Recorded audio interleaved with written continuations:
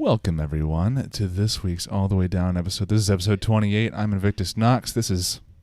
I'm Dash. That's Dash. Retro. See how quick he is on his feet? There might be more Dashes. I'm the retro one. Doesn't always play retro games. Hey, Some people call me Dash Recent. Dash Recent? That's pretty good. Mm-hmm. I kind of like that. Did Flex coin that? No. A guy on Twitch by the name of Thick Loot. Oh, I think I've seen that username before. Yeah. Oh, he's nice. a friend of Evasive J. We're name dropping all over the place right at the start here. Love How's Jay. it going? I'm pretty good. We meant to do this last week, but we just literally rolled natty ones on every turn. Yeah. So we were trying to do an episode on this new game I started playing called Super Castlevania IV, which you have already beaten by a long shot because you've progressed on to other Castlevania games ahead of me in the challenge lineup, and I was tired of. I think the camel that broke the straws back for me was seeing you play N64 Castlevania, and I was just like, I want to do that. Yeah. Because I really want to see why everyone hates that thing so bad, but that's not the point of tonight's video. Tonight's podcast video, whatever you want to call it. We are talking about Super Castlevania IV, and I was wrong.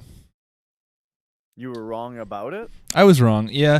So I haven't made a judgment about it, but like my judging a book by its cover of it has me a little bit more interested in it than I thought I was going to be. And so I guess I approached it with the idea that it's like an enhanced remake of the first game on the NES, which is just Castlevania, as anyone may know. Fantastic fucking game. You play Simon Belmont. You go through a castle that has all the classic horror villains, except for some reason the Wolfman got the shaft. And then you beat Dracula's ass. That's the story, and it's fantastic. It's spooky. The music is like literally, I don't know, man. You're talking best soundtracks of all time, Castlevania and Castlevania 3. Castlevania 2's runner-up. 3 might be the best. 1's definitely tied for that for me. But I'm such a huge fan of the music. It helps create just. I'm so immensely impressed with the ability of just a couple textures and sprites and just like some decent music to make a creepy vibe with like. Less computing power than a thumb drive that you have. It's crazy. But Castlevania. Sorry, go ahead. Oh, I was gonna say I think I lost track of you a little bit. I was talking about Castlevania there, so I haven't talked about Castlevania 4 yet. Yeah. I'm talking about the 8-bit era first. I'm just saying that I fucking love that series. Yeah. And me judging the book by its cover of Super Castlevania 4 is going. It's an enhanced remake of 1. Okay, I get it. We're going to call it Super Castlevania because we call it Super Metroid. We call it Super Mario. We call it Super Mario Kart. We have to market the Super Nintendo. So, all right, whatever. We got to put that name on there. And I'm just like, all right. It kind of looks cool. And I thought it was and I kind of almost still do feel like the 8-way whipping mechanic that's in this game is a gimmick. But I'm sure I'll get to the point in the game where it's absolutely like a cool thing in general. But for the most part right now, it's a quality of life enhancement, and it makes Castlevania so much more approachable. Not even just that, but like there's down to like the platforming. They made it a lot more forgiving. You can change direction in the air now. You can whip in different directions. It's crazy how much more control over over Simon you have than you didn't have before. And the reason I think I'm wrong about this is because I looked at it kind of like the same way. What was it? Castlevania Chronicles, the PS1 kind of enhanced remake of what is it? The MSX game, I think, that they wanted to remake with that. It's the X68. Oh yeah, the Sharp X68000. Mm-hmm. Yeah, so they were doing like they were bringing that version, I guess, to PS1. So I looked at it in that sense. It's just like, okay, I want to play Castlevania for the story.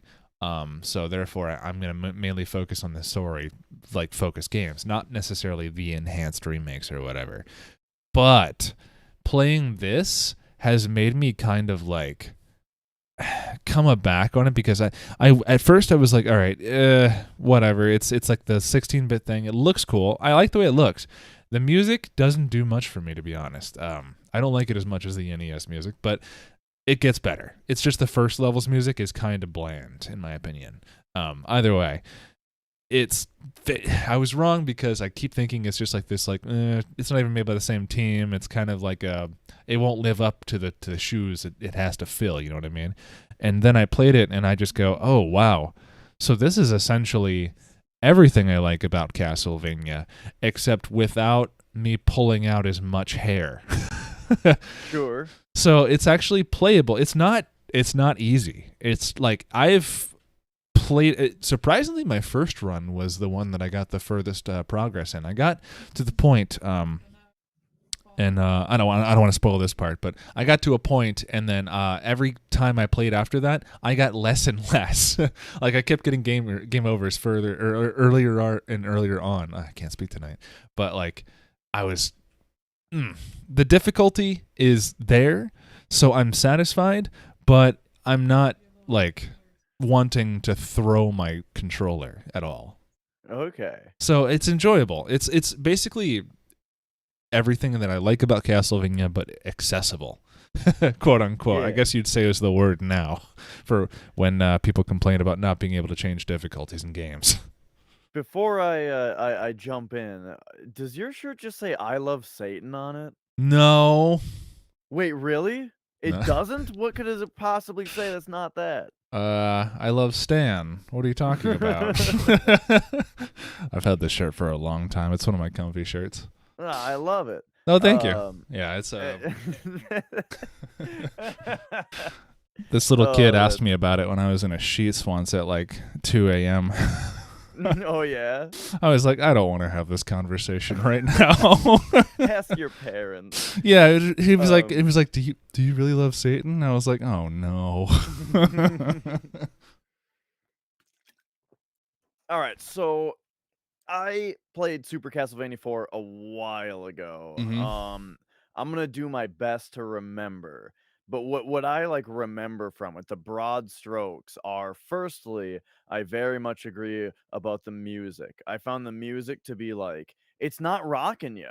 It's just like ambience, you know? And I want to be rocked when I'm playing Castlevania, you know? I mean, yes, for the action scenes, but for Castlevania music for me, dude, I live for my spine tingling and my skin chilling within the first 3 seconds of the menu loading. I mean, there's something just so insanely melodic that just gets me about it. Yeah, I don't know. I need to be rocked. Yeah. I mean, I love what's it? I guess it's just called Vampire Killer, right? For Akumajo Densetsu 3 or Dracula's Curse Castlevania 3, you know, as soon as you get out into the world, like, you know that? Right. Yeah, Yeah, that shit and rules. you're jamming. Fucking, So, one of the best songs ever. So now I can't remember if I played Rondo or Super Castlevania IV first. Really? Whichever one came out first is the one I played first, and I want to say it was Rondo, but I don't quite Rondo remember. is like way later on in the story, like centuries ahead of Castlevania. Well, I don't care about story. Oh, I'm okay. talking about release order. Oh, was that the order you were trying to play him in? Yeah, I'm playing them in release order, yeah. Okay. And so yeah, I don't remember if Rondo was first, but it's like I kind of didn't like anything that was different about Super Castlevania 4, because it was like the music was more ambient and I wasn't getting rocked. The It's more ambient. platforming, yeah, the platforming was way easier because you can just like change directions midair and stuff. And I felt like there wasn't even really very much platforming. it kind of felt like a lot of the game's level design was just walking forward across a straight path, and whipping dudes in a straight line in front of you as you walked forward. And that's Too like, much of that. well, hang on. That's kind of what I know Castlevania 4, right? Because like that's once you kind of learn how to run Castlevania, the game is it's a walking simulator where you just never stop moving. Is what I've noticed mostly. I mean, you definitely do stop. Yeah, I'm talking about like just a flat ground that you just walk down. You don't think there's like enough like different platforming and bits of levels here in the game? Staircases and parts where you go up or down instead of just left and right and all that kind of stuff. Maybe it has been a while since you played it. Maybe, but that's what I remember thinking about. It was just, man, I'm just walking forward and whipping dudes this whole game. There's a lot of that, and that's actually what I wanted to agree with you on. Like, as soon as the game starts, I think it does kind of a not so great job of introducing to you the mechanic of 8-way directional whipping. It gets to a point where the candles and like wall meat and shit, and some of the enemies, the way that they spawn, it's just most convenient to do it that way. So it feels good then, but like earlier on, it's like, oh, what is this? It just kind of happens to come out that way, and I guess you just learn from there. And it feels exactly like what you're talking about, where I'm just whipping forward, and I can't tell, like, is that me just having only played NES Castlevania and the Game Boy Castlevania, where that's just my movement pattern programmed for the game, or is it really just easy as fuck to just run forward and hit B, Probably little column A, little column B. Well, the thing is, like, I think it is the game, because like if you compare it to the other games that were more in its generation, sort of. I don't know if it's fair to compare it to Castlevania Chronicles, since that was on PS1. Mm-hmm. But in any case, if you compare it to Rondo or to Castlevania Chronicles. Rondo's a weird comparison, though, because Rondo's different hardware. I mean, Dracula X makes sense, but yeah. Yeah, they're like Rondo and Castlevania Chronicles are both different games on different hardware, but I think that they both felt like classic, excellent Castlevania way more than Super Castlevania 4 did, because they both had these strict jumps. I want to say in Castlevania Chronicles you could change direction midair a little bit, but that might have even only been in the arrange mode, now that I think about it, because now I'm getting it mixed up. But those ones felt way more classic, where like you could only whip forward. Hey, you want to hit something that's up diagonally from you? You need a sub weapon for that, idiot. And I love that stuff, right? And like the soundtracks were way more jamming. The visuals were cooler, I thought. Like, I just liked everything about Chronicles and Rondo so much more than Super Castlevania 4, that I was ultimately just disappointed by it. I just thought it was kind of boring. So this is a hard conversation to have. Yeah, because I haven't played either of those. Yeah. Well, let me just tell you, they're way better. I'd rather listen. Then I'm happy I'm on the right path. Then it sounds like I'm experiencing the games in order of a manner of which is more technically impressive. Yeah. Did you get to the part in Castlevania 4 yet where you hang on a thing with your whip and the world rotates around you? Yeah. That I had a lot of trouble with that. Of a mechanic. Boy, I had trouble with that. Why? All it's like here's a new mechanic they've introduced. Wow, it's on Super Nintendo. They got mode 7. So you whip this thing and you hang onto it with your whip, and the level starts rotating, and you're like, whoa, this is gonna be awesome. Except all it does is you walk straight across a flat platform until you get to it. You whip it and grab onto it. The level makes a big dramatic scene of rotating 90 degrees, at which point you then drop off of it, and it's just another flat surface that you've been dropped onto that you just walk straight out, and that's it. That's the whole mechanic. It doesn't do anything. Sorry, I like. I felt the exact same way. I was pissed because like I actually had way too much trouble in that scene because I thought it was more than what the game was. I was like, where am I supposed to land? What am I doing? I was trying to figure out, and this is actually where I figured out the use and hitting the up or down arrows on the D-pad to extend or retract your range from your whip that you're swinging, so you can get a wider jump. So I was trying to figure out all fucking manners of trying to get off of that stupid thing once once it stops turning, and I go, do I go down that hole? No. Oh, I have to go down that hole, don't I? Where the Medusa heads were coming from. Yeah, I got to go down there because it's the only opening. All right, well, let me get over there. Oh, didn't get there that time. Didn't get there that time. Didn't get there that time. Kept falling to my death. And then finally I got long enough whip to swing all the way over there. It's not where you fucking go. You do exactly what you said. You just fall off, and then it's fine. Like, what the fuck? Like, right. It presents to you this new mechanic that gets you all hopeful, and it gets your gears turned Exactly. about how it's going to work, and then it's just nothing.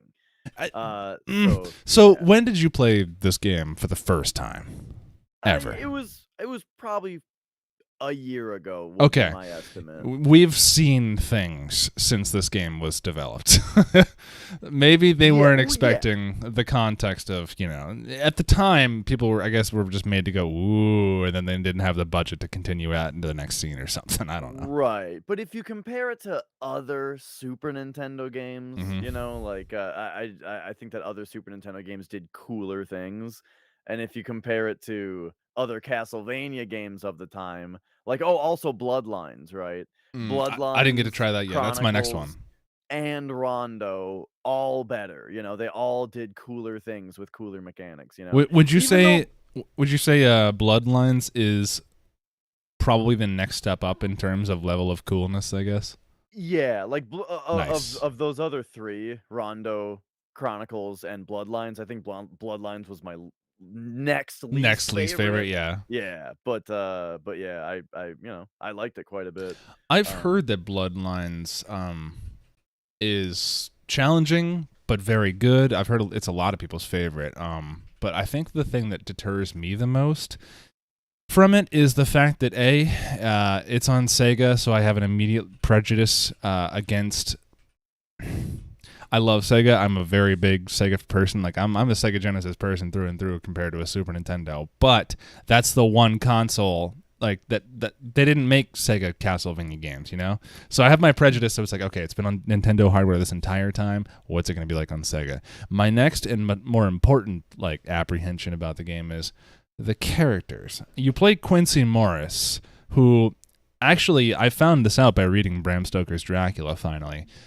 Quincy Morris is actually based off of the Quincy Morris character in Bram Stoker's Dracula, which explains the timeline of this Castlevania game a lot better because it's like a couple, like, it's hundreds and hundreds of years after Simon Belmont and like that early, like, what was it? I think like the 13th century or something, 12th century.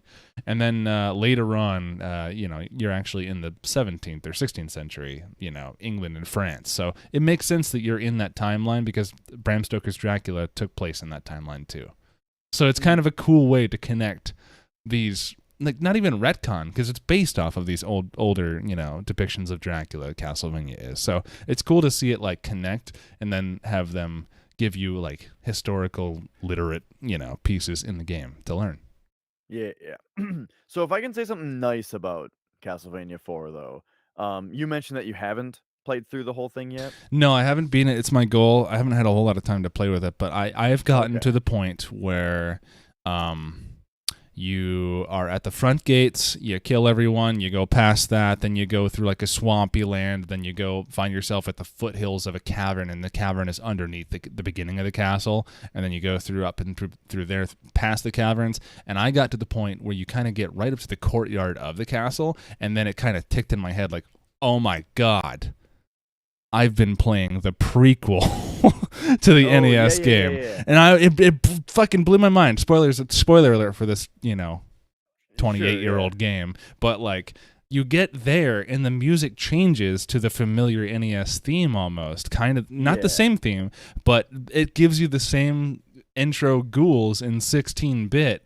With all the shit in that courtyard area, like from the first game, and I go, oh my god, that's actually really fucking cool. Because when I started the game, I was noticing how far I got into a quick, short amount of time, and it's been ages since it's been like a year since I've been actively streaming a Castlevania game, or playing rather. But like, it took me about an hour into the stream to get that far, and then I go, holy shit, I'm back in familiar territory. now I understand why the game felt so easy at first, and then the difficulty kind of got up from there, and I was like, oh, now we're playing Castlevania. Okay, that makes sense now. Yeah, and that is a cool thing that they did, and that is what I'm ultimately getting at, is to not, I won't give any spoilers specifically. I'll just say I enjoyed the last like quarter of the game way more than the rest. Cool. Like all of my kind of issues with it, the end, like the ending portion of the game did get really cool. Nice. I'm expecting it to. I mean, I'm really enjoying it so far. It's just I think with Castlevania, you gotta nail the music, and in that beginning sequence, they did not really nail the music. It wasn't so good. But I'm reserving my judgment, I guess, to play the Castlevania Bloodlines because, man, I love Sega so much, but like the you can tell when something is a Sega Genesis game because of the way it sounds. And I'm just trying to think of how those instruments are going to sound in that characteristic Sega, like very beep boopy kind of like bass heavy rave machine kind of audio. Yeah, and all like those like gargly sound effects also, if you know what I'm talking about, like in explosions and stuff, kind of. Wait a second. I'm thinking about Contra 3 on Super Nintendo. Never mind. Yeah, I don't know what that game that's had about. gargly sounding explosions. I was thinking Anyway. the only gargled kind of like thing that comes to my mind is in the NES games, in that like in their OST in one of the songs, and like it's the level transition theme where it's like doom doo doo doo doo. Oh no, that's actually the choose your name selection. It's the name selection screen. Yeah, and then like in the back of it. Well, yeah, that's you got the right thing. I'm talking about the name screen. That one alone, just like it's got this just such an ominous beat to it. I love it. It creates such a good atmosphere to it, and it's like, oh fuck, man. But actually, what I was trying to get to was it has that like garbled like laugh in it. Like it goes do do do do do do, and the music stops, and you hear like whoa, but it's like through an NES, so it's like it's terrible, and it's like looped backwards. It does not sound good, but like honestly, it still gets me every time I hear it now because it's so novel. Mm-hmm. Oh man, speaking of those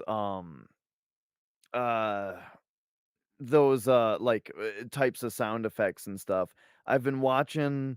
You know how Pokemon in the Pokemon games have like a cry that they make. I've been watching someone playing Brilliant Diamond, Shining Pearl.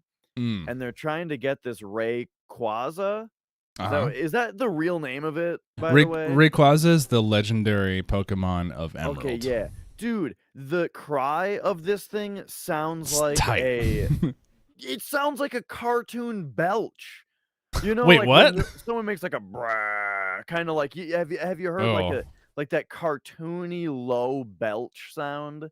You can imagine it, right? Yeah, I know what you're talking about, but I'm trying to remember. I don't think that's Rayquaza's. Oh man, you should play the sound effect of Rayquaza's cry from Shining Pearl or Brilliant Diamond. Oh, from the new games. From the new one. All right. It's you gotta hear it. Just listen to the burp sound that it makes. You'll hear it. It's been driving me nuts. There's a reaction video I see that I don't want to watch 4 minutes of, but I'll find it later. I'll edit it in here, but all right. but I guess you won't hear what I'm talking about. Cue awful belch. That has nothing to do with anything. How about is that so? That's it. You're still trucking along on. Well, so did you? So you doghoused the adventure then, right? Officially doghoused? Doghoused would imply that it's never coming out. Okay. And I will beat that. It's on indefinite hiatus. It's on something right now. It's on my mind, and I'm trying for it not to be. Okay. That's a rough game, man, because I think the only thing that just kills me about it is that you have to have the flame whip or it's unbeatable. Well, the other two Game Boy Castlevanias are much better. Yeah, and I really do want to play those, but honestly, like I want to know the story of Christopher Belmont. I want to see where that goes. Yeah. So this is funny. It's funny how much you talk about the story because like we're so different on that. Where I really like the series just because I just want to whip dudes and platform and be rocked, It's fun. And Castlevania does all three of those things, and that's all, And I don't give a shit about the story. Well, But I think like to say I give a shit about the story is a little bit stretching it because really it's like I said, it's just a whole bunch of old classic horror monsters stuffed in a castle. Yeah, so well, like one thing I should say more specifically about it is that like I'm into the story that's happening in the game in the sense of like it's kind of it depends on like the way that you look at story and the way that you Hmm. take it in, right? Where like to me the story is that when I get into Dracula's room in man, I don't want to spoil that something that happens in one of the other games, but like Which look, game? it's the Chronicles. It's a Oh, little detail. I'm saying one thing that he does, all right? So you go into the room and he's drinking a wine glass, right? Dracula on his fucking chair drinking a wine glass. And I'm like, throw the glass, dude, throw the glass. And he drinks the rest of his wine and he fucking throws the glass and it breaks. And I'm like, yes, and that's the kind of story shit that I like. I We're like actually thought that happened in doesn't that happen in fucking god damn it, Symphony of the Night? maybe I didn't play Symphony of the Night until after, and I don't really remember that. Yeah, I actually, want to it's say it's called. part of his what is a man, a miserable little pile of secret Yeah, I speech. think it is. I think you're right. Yeah. But yeah, first time I saw it was in that other game, right? But yeah, there you go. Also, in like, so like when I played Symphony of the Night, right? The whole "what is a man" thing, loved that scene. Mm. He throws the wine glass, loved it. Oh, now you're Alucard and he wants to Yeah. kill his dad or something. Love it, right? When I'm in the game, I'm into what's happening in the game. I guess the part where it ends for me though is like the like, oh, I got to play this one because it's a prequel and I find out what happened, where the origin of this guy is, that stuff. Whatever. Each game is basically a clean slate for me. I I kind of love well, I guess I should say I'm kind of sad that I'm pretty sure I'm correct in assuming that I'm only going to be playing Simon the entire way through Super Castlevania 4. I playing Castlevania 3 kind of got me really into playing Sypha and or Alucard and or Grant, and now Yeah. I kind of just like I kind of wish there was a 16-bit Alucard. It's still in his old Bela Lugosi style. Like, how are you? There's no way you're Dracula's son. And he just like, he's got the short fucking hair with the grease, like it's like slicked down with the shiny. He's got the cape and like the vampire fangs. And it's like, oh yeah, we'll help you. No problem. Come on, join our party, buddy. Yeah. I'm gonna One miss that. thing, yeah, totally. One thing that does give you that kind of vibe is Bloodstained. Curse of the Moon is very like it's another Castlevania 3, and does a really good job of that. Yeah, that was Just in like Jabel. I still Jabel? I still call him Gable, but Jabel, Oh, Jeeble? or Jabel, as some people would say. Are you talking Yeah. about the old guy? N- Oh no, the Alucard guy, yeah. yeah, I the guy I who's basically made off Alucard. I think in Ritual of the Night they call him Jeeble. They I do. swear. They Yeah. do, but I've only ever called him Gable because Oh, sure. Gebel to me sounds like a biblical name, and Gable sounds like a very biblical way of pronouncing it. So, like, as soon as they said Jebel in the game, I said, I'm not Mhm. calling him that. Yeah. We're not doing that. I call him something else too, but I forgot. Now I'm confused. Have you played Curse of the Moon? Yeah, I just The haven't played the 8-bit second ones? one. I love Curse of the Oh, Moon. Haven't okay. played the second one though. Okay, right. Yeah. Got it. For Uh, some reason I forgot where we were at on that. It was Um, it was an emotional shocker for me because I loved Alfred in Curse of the Moon, and then I played Mhm. Ritual of the Night, and Alfred was just a fucker. Fucking hated yeah. Alfred. And then he spoiler alert, he's a pain to you in the entire fucking story. And it turns out this merry group of friends is not so merry, and everyone hates each other now, and things are fucked. That's the story of Ritual. Enjoy. But as far as Super Castlevania 4 goes, it's hard to say much about it now since I haven't beaten it yet. I don't know exactly how far I'm in. I just know I'm in like stage 4 or 5 or so. And just now realizing this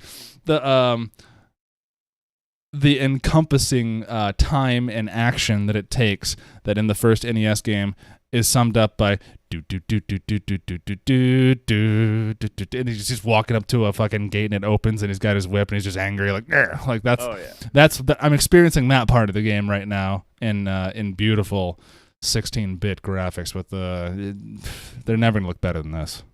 Yeah, totally. Mm-hmm. Well, excellent. Anything more to say about it in general? I don't think so. Not right now. Okay, I got my little complaining out of the way. I mean, I had mostly complaints about it. I didn't hate it. I was just kind of disappointed. That was a valid complaint. That was the first thing about the game that pissed me off was it kind of makes up for it right after that annoying part where it twists the level around while you're holding on with the whip by making you walk through a tunnel where it does like the 3D tunnel vision while you're just walking through on the side. Yeah. It's kind of like the same effect of you passing through the dark portal in that secret level or to fight the secret character in Mortal Kombat, you know? Yeah, it looks kind of cool. It doesn't really affect any gameplay though, right? It really doesn't. It's just visual. You can pretend it's not there and the platforming is just the same.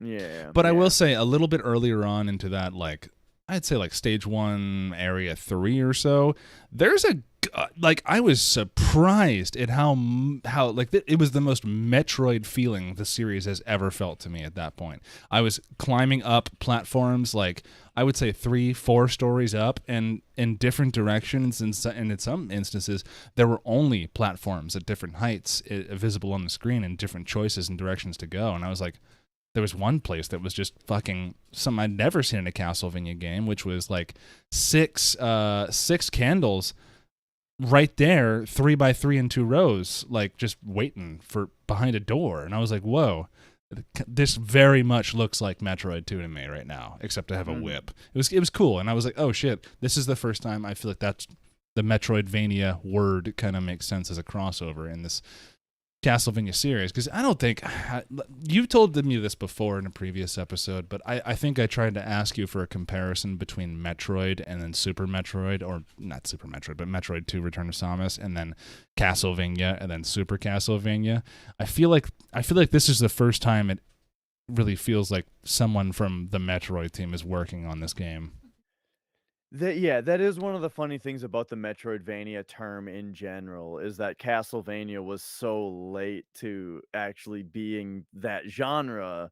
Yeah. It's funny that, for so long it was just Metroid, except there were other games, like you were talking about, like Blaster Master and stuff almost, that were more Metroidvania than Castlevania Blaster Master ever has was. the little blue map before Castlevania has it. It's crazy. Yeah, until like Castlevania Castlevania 2 is sort of an adventure game, is an adventure game.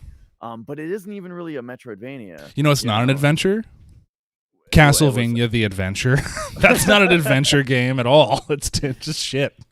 But yeah, it wasn't really until Symphony of the Night that it becomes that genre. And so for a long time I actually kind of poo-pooed it a little bit, where I was like, Castlevania doesn't deserve it, But then I for the genre to be named after it, But I don't know, man. Then I played Symphony of the Night and was like, oh, I get it now. Like, I think Symphony is pretty much where it started as the idea of Castlevania as a Metroidvania. Yeah, and like it took me until I actually played it to realize that, like, yes, this does add a lot to the genre that you see in later games and stuff. So yeah. All right. Well, I've been playing oh man, are you guys tired of hearing about Final Fantasy VII yet? Because I started playing the Final Fantasy VII remake. How about that? Yeah, I noticed that you were absolutely destroying your speedruns, but I've seen you've been playing Crisis Core and the remake in between those runs. Yeah, so basically I have a backup game, right? Like if I get a few hours into a run or into a stream and my run dies, I don't have time to start another run and finish it, you know what I mean? But there's a lot of stream time left, so I gotta have a backup game, to switch to. And for a while it was Crisis Core. We talked Crisis Core to death. I did finish it. Good. I need to. I guess I think I said everything that I had. How to did you say play about it, by the way? Because that's a PSP game, right? Yeah, the PSP has a video out on it. Oh yeah. Particularly the 3000 model Isn't is it the the one that I have. USB?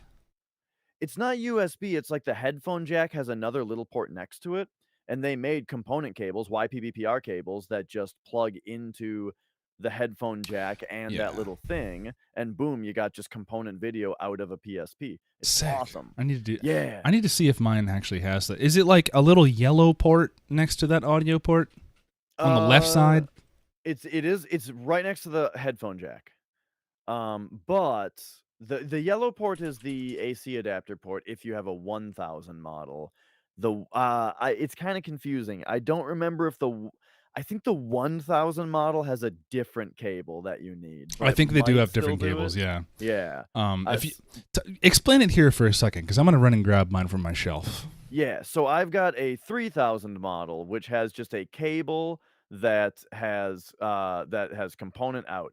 One thing that is kind of weird about it, though, is that the PSP's vertical resolution, I think, is 272 lines. The problem with this is that that does not double into 480 very well. What they did was they had the system output 480p out of its component cables. So you got component cables coming out of the PSP. It puts out 480p.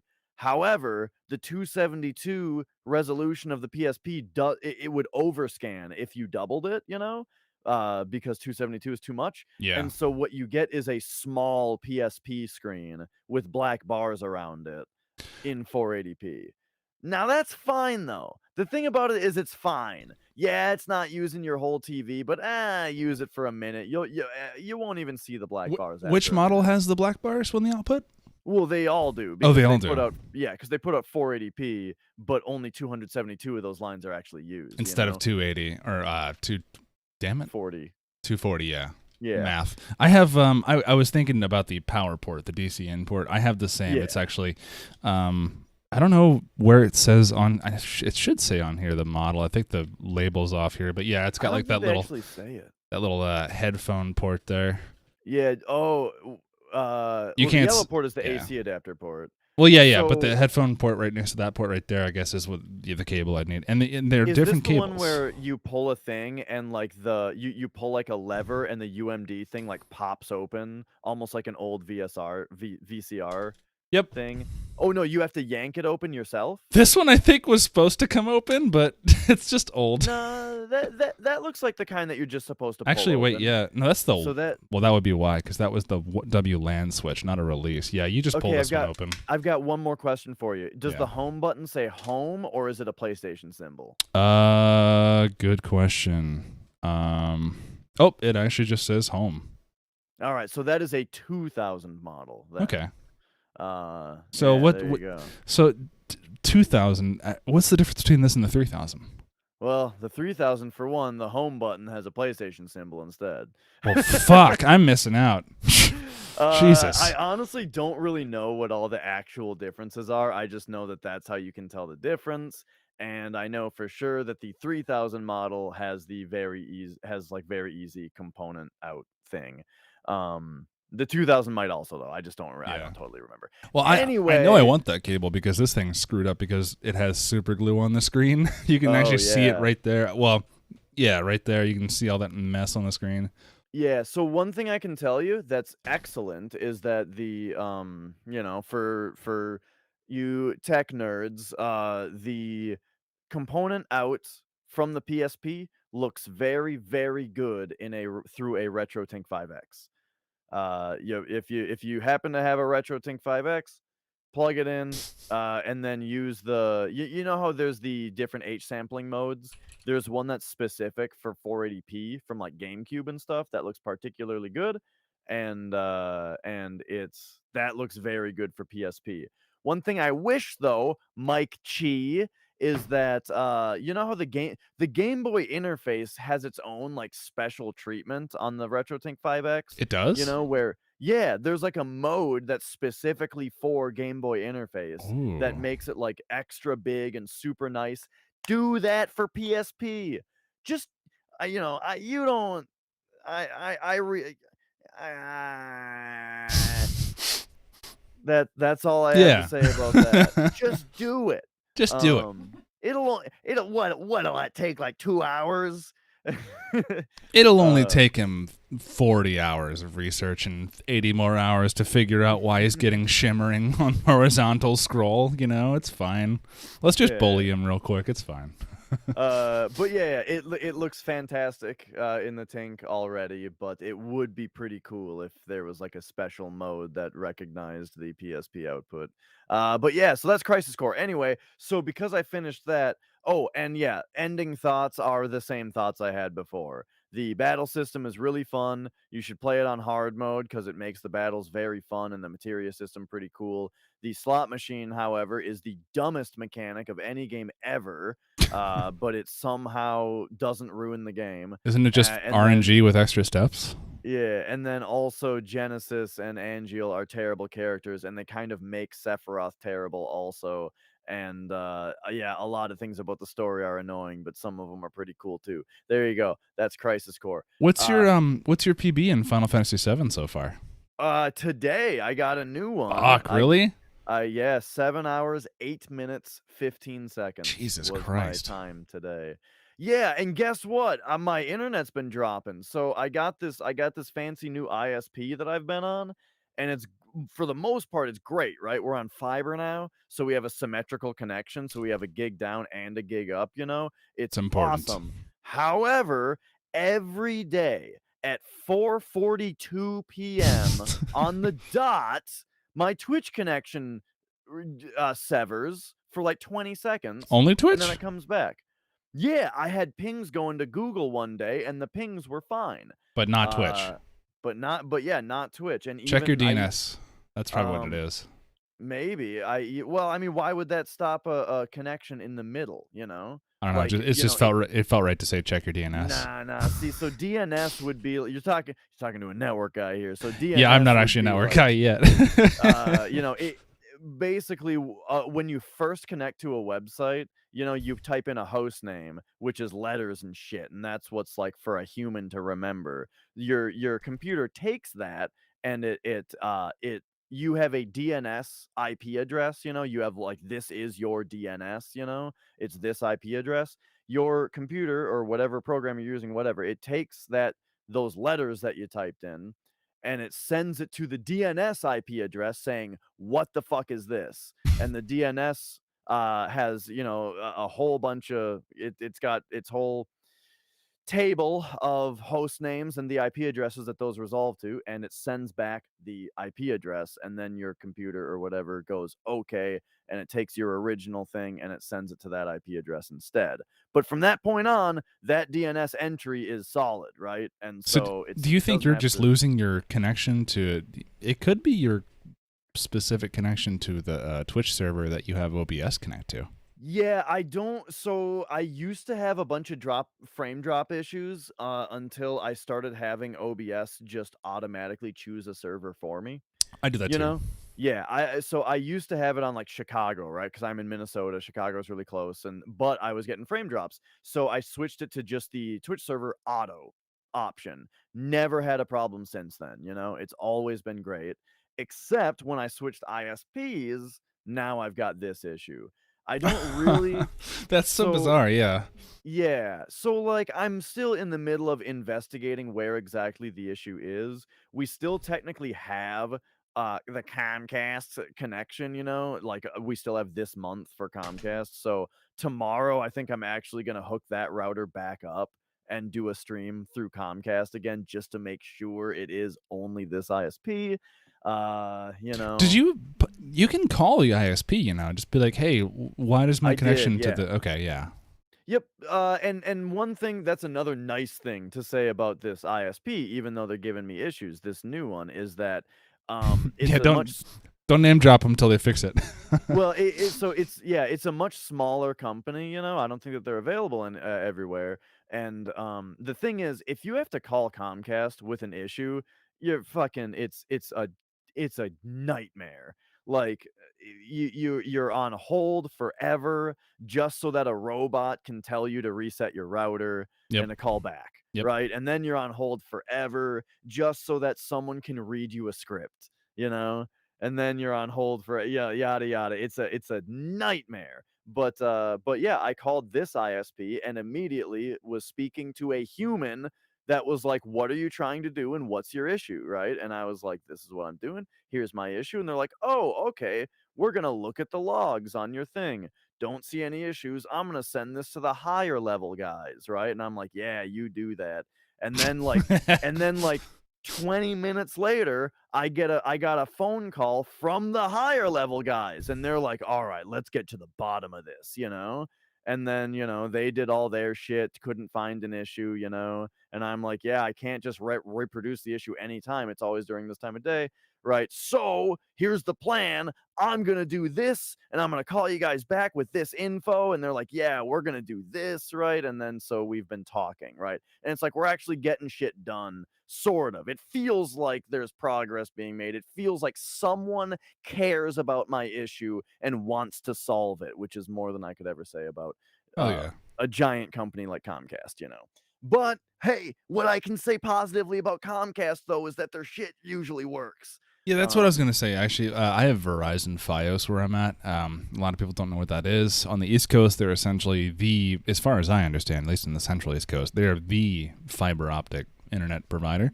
Comcast has fiber here, but I don't know if it's changed, but essentially, as far as I understand it, Fios is fiber to the house, Comcast is fiber to the power line, and then coax from the power line to your house. That's how it is here.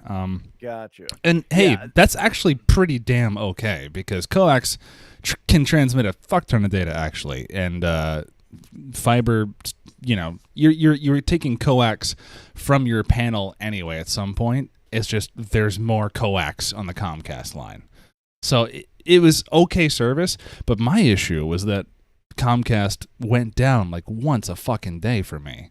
When I had Verizon, it was set it and forget it. I was pissed because I had to call into customer support one day for one issue, and their support was terrible. But the service itself works, and so I just never had to call. And that's right. It's sad that that's like our level of trying to find an ISP now is whatever. Take all my data, steal all my shit, sell all my information. Who cares? Just work and let me get to the thing. Yeah, like one thing is being like a streamer is I don't know how much I'm allowed to complain because it's like because I'm saying like I'm sending 5 megabits per second of data for 12 hours straight, and I need it to be perfect. Hey, you know what I mean? Hey, there's actually nothing wrong with that because you can't look at it. You especially can't go into looking at what those packets of data are or are for. But like, you can't look at it like, well, I'm doing so much because in comparison, like you're pissing into the pond compared to like, the government building down the street or something, whatever. Yeah. But it's like you have to just understand. Hey, I'm running at least what I or many would consume or consider a business. And that business is 1,000% reliant on flawless internet connection. So it's a point to complain about. There you said the B word, though, and that's what I always need to be very careful about when speaking, like, to an ISP, if I ever have an issue, though, is I feel like I can't be like, "I need this for my work," otherwise we're gonna trip up well, you should be on a business account for $1,000 a month then if you want our guaranteed never goes down or it's free model, you know what I mean? I don't have that with Verizon. That's a brilliant marketing idea. But it is I bet a lot of people fall for that. That sucks. Yeah. I didn't think about that. I've never told Verizon that I run a business from it. I've never had to complain to Verizon, I guess. That's why. Yeah. So, but yeah, as far as the ISP stuff goes, I mean, if they find the issue and solve it, then I'll be very, very happy because even though there was an issue, I feel like they've done a good job giving it attention so far. But yeah. I just want to go back to the talking about Crisis Core for a second. It seems I have a friend in our chat here talking about how the slot machine mechanic was not a problem, and that was the biggest surprise. Well, yeah, would you agree with that? Well, yes. Like I said, it's the dumbest video game mechanic I've ever seen. but I still played through the whole game. You know Oh, what I you're mean? saying it wasn't a problem for you. I thought you were saying it was a problem. Well, it in itself, it's the stupidest thing Stupid. ever, but it doesn't ruin the game, you Yeah, know? okay, I see what you're Like, saying now. the rest of the game is good enough that, like, I tolerated it, you know what I mean? And, yeah, that's admirable for the rest of the game. But, Uh, yeah, so with Crisis Core done, I've been playing the remake, mhm. and that's been a thing. Have you I been don't know. speedrunning that? No, Okay, no. I've just been doing a casual first playthrough of the remake. gotcha. Because basically what happened is the remake came out a while ago, right? But it was only on PS4 and it was 30 FPS, yada yada. I don't know. And oh, okay. So they announced Final Fantasy VII Remake a long time ago, and I hated the idea of it. I was like, man, that's gonna be so dumb. But Really? like, it's a Final Fantasy VII remake. I don't know. Maybe it'll be cool, but I think it'll be dumb, right? What? And then Okay. they What made you think it was dumb?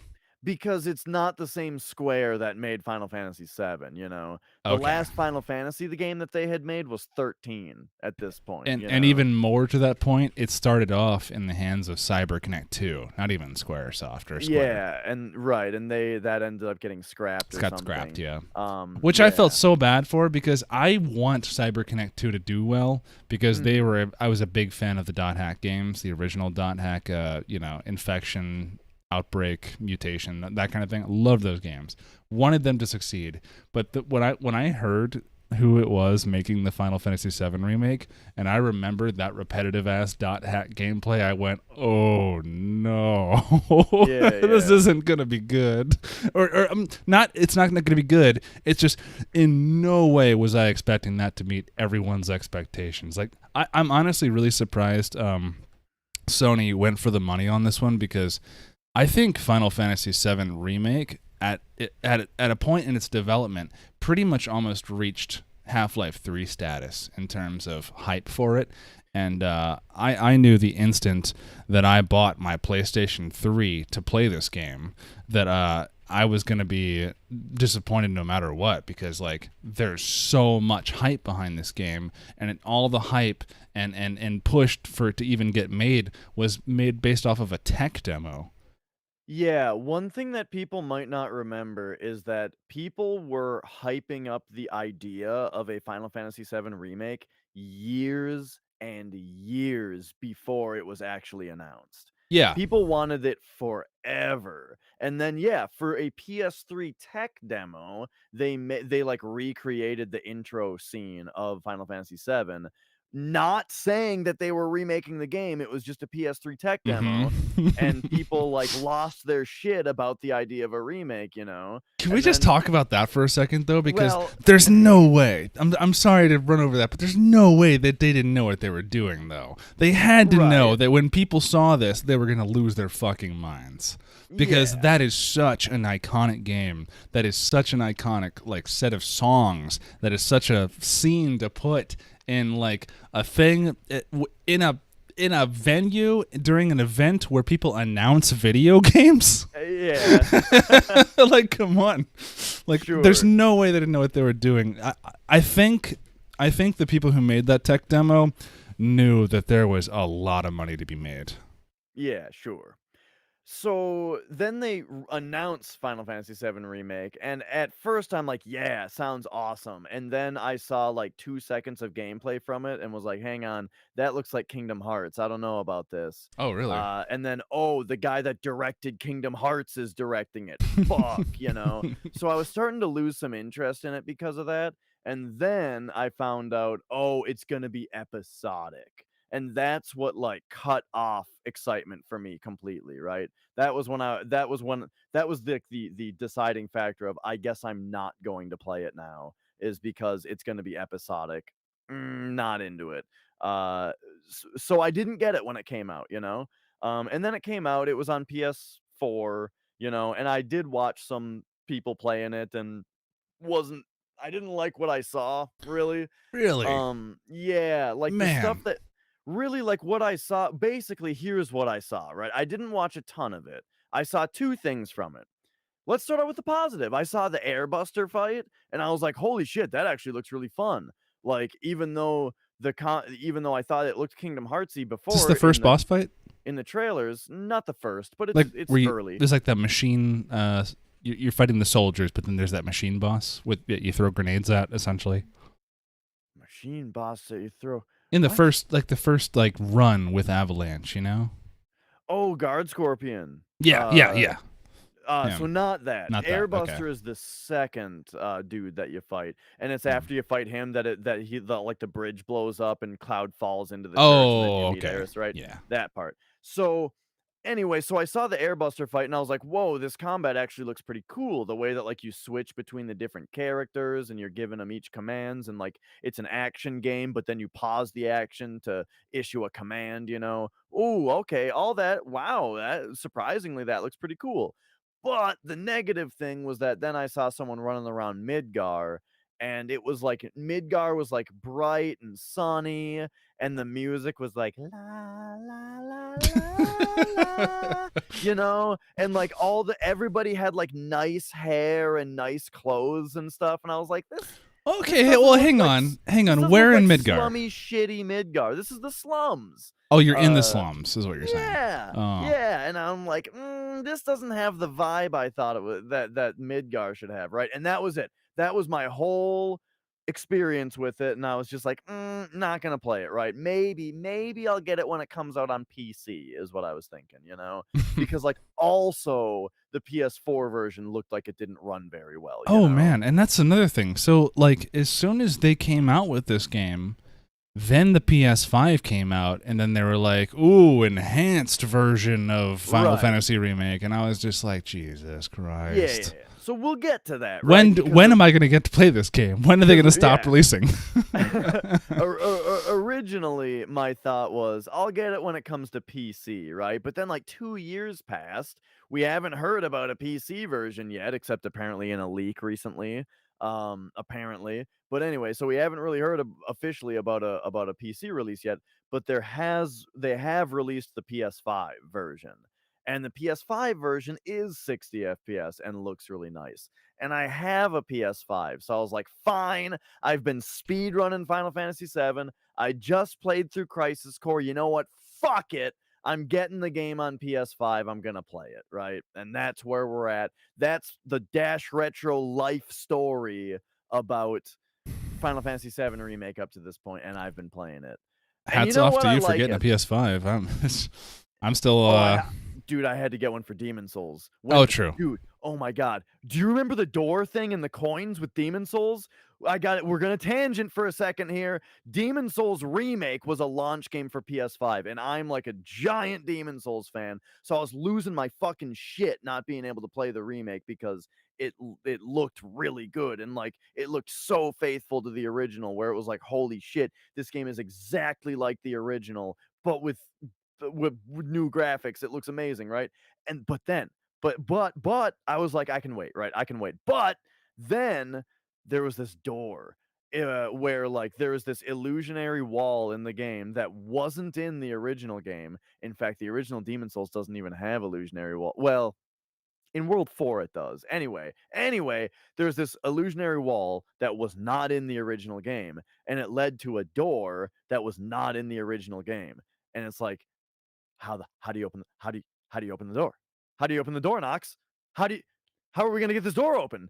And like I joined I was in the Demon Souls Discord, and we're freaking out, everyone's chat all their hypotheses about how are we gonna open this door. Oh, what if everybody has to dress up in certain thing? What if you have to wear certain clothes, right? What if we have to get a bunch of people in multiplayer to all go stand and emote in front of the door? Like everyone, these ridiculous ideas people are coming up with as far as how to get one.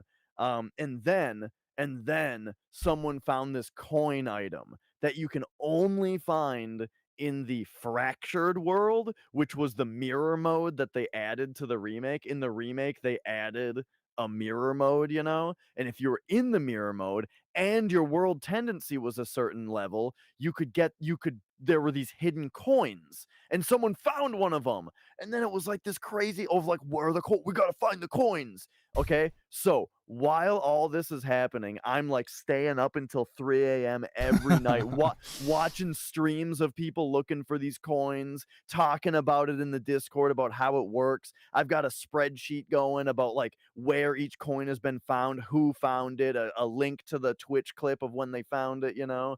It was a just like magical video game time. So you can imagine during this time, I'm also furiously refreshing Best Buy, Walmart, Target, GameStop. Like I'm getting a PS5, you know.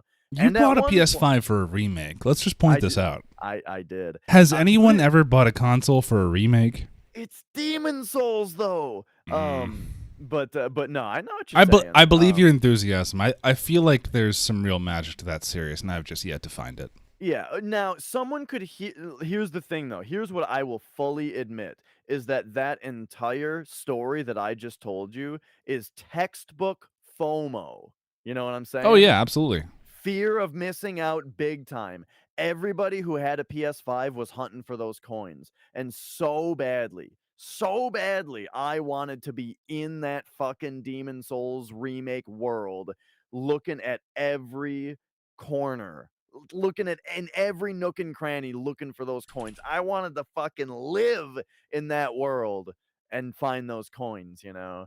And I did get a PS5, right? I did. Walmart came through. I got a PS5 from Walmart, Walmart came through. but by the time I got it, the coins had all been found already. Womp. I Now I loved my time with Demon Souls remake. Don't get me wrong. I'm still glad I played it and all that shit. But yeah, it was definitely like the hype around it was definitely a FOMO thing, and I I fully admit it. I get that. I just don't. And listen, I think there's some like okay. I think if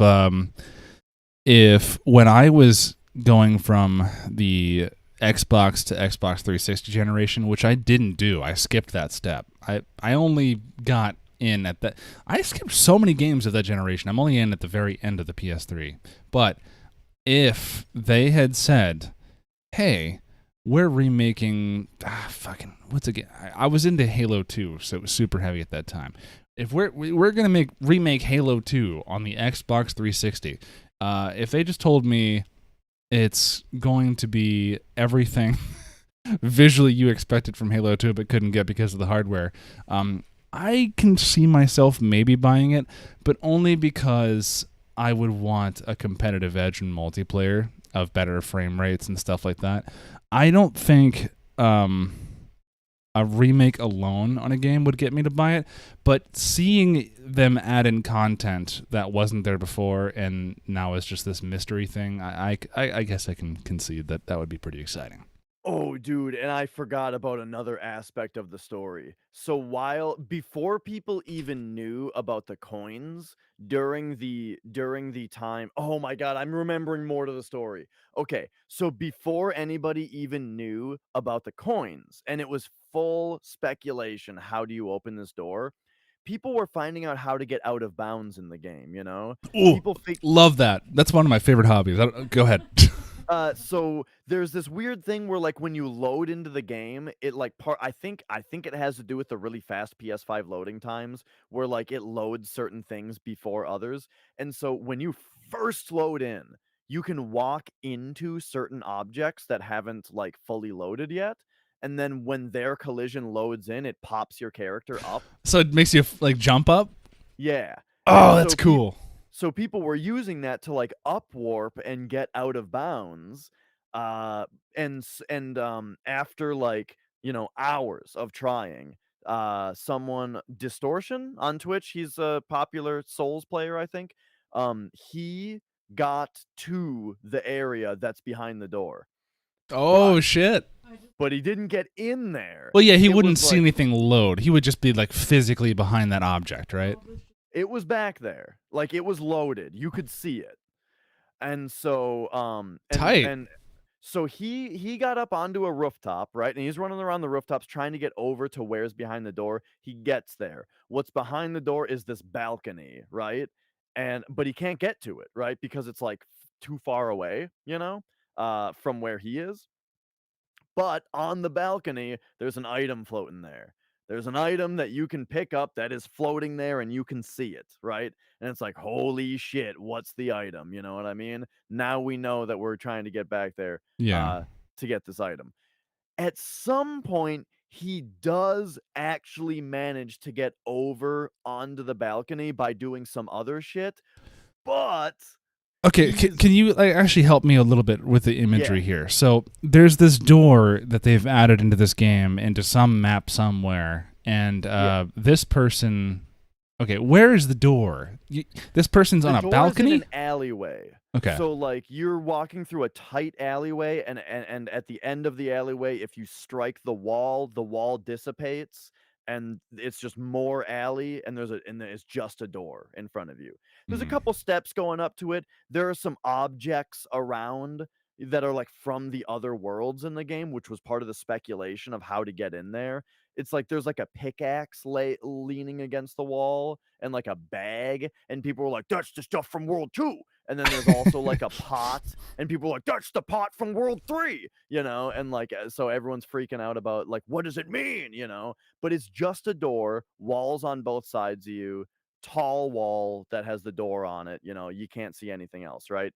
So he gets when he's out of bounds, basically he's running around the rooftops like it's Assassin's Creed, you know, Mm. kind of is what it looks like, sort of. That's cool And because there's a lot of things that game developers will do to prevent this shit. Like they'll just put a big area of effect, just like a big cube, and if you walk into this cube, you just die instantly. And I hate yeah, that. I love getting to explore. well, um, so when he gets to the spot that, you know, where you can see the balcony that's on the other side of the door with the item on it, eventually at some point he managed to get like to jump and land on it, On the but balcony, not on the balcony. on the He rail, landed above it, on the awning, on an invisible brick. cube Hmm. that seen that like everywhere else in this game, like they knew people were gonna try to do this It's a when texture they list object. Yeah. yeah, they knew it was like the developer knew people were going to try to break in here because everywhere else in the game you can run around out of bounds. You can run crazy far away out of bounds. Sometimes you fall into bottomless pits, whatever. You can do lots of shit out of bounds. It was kind of broken.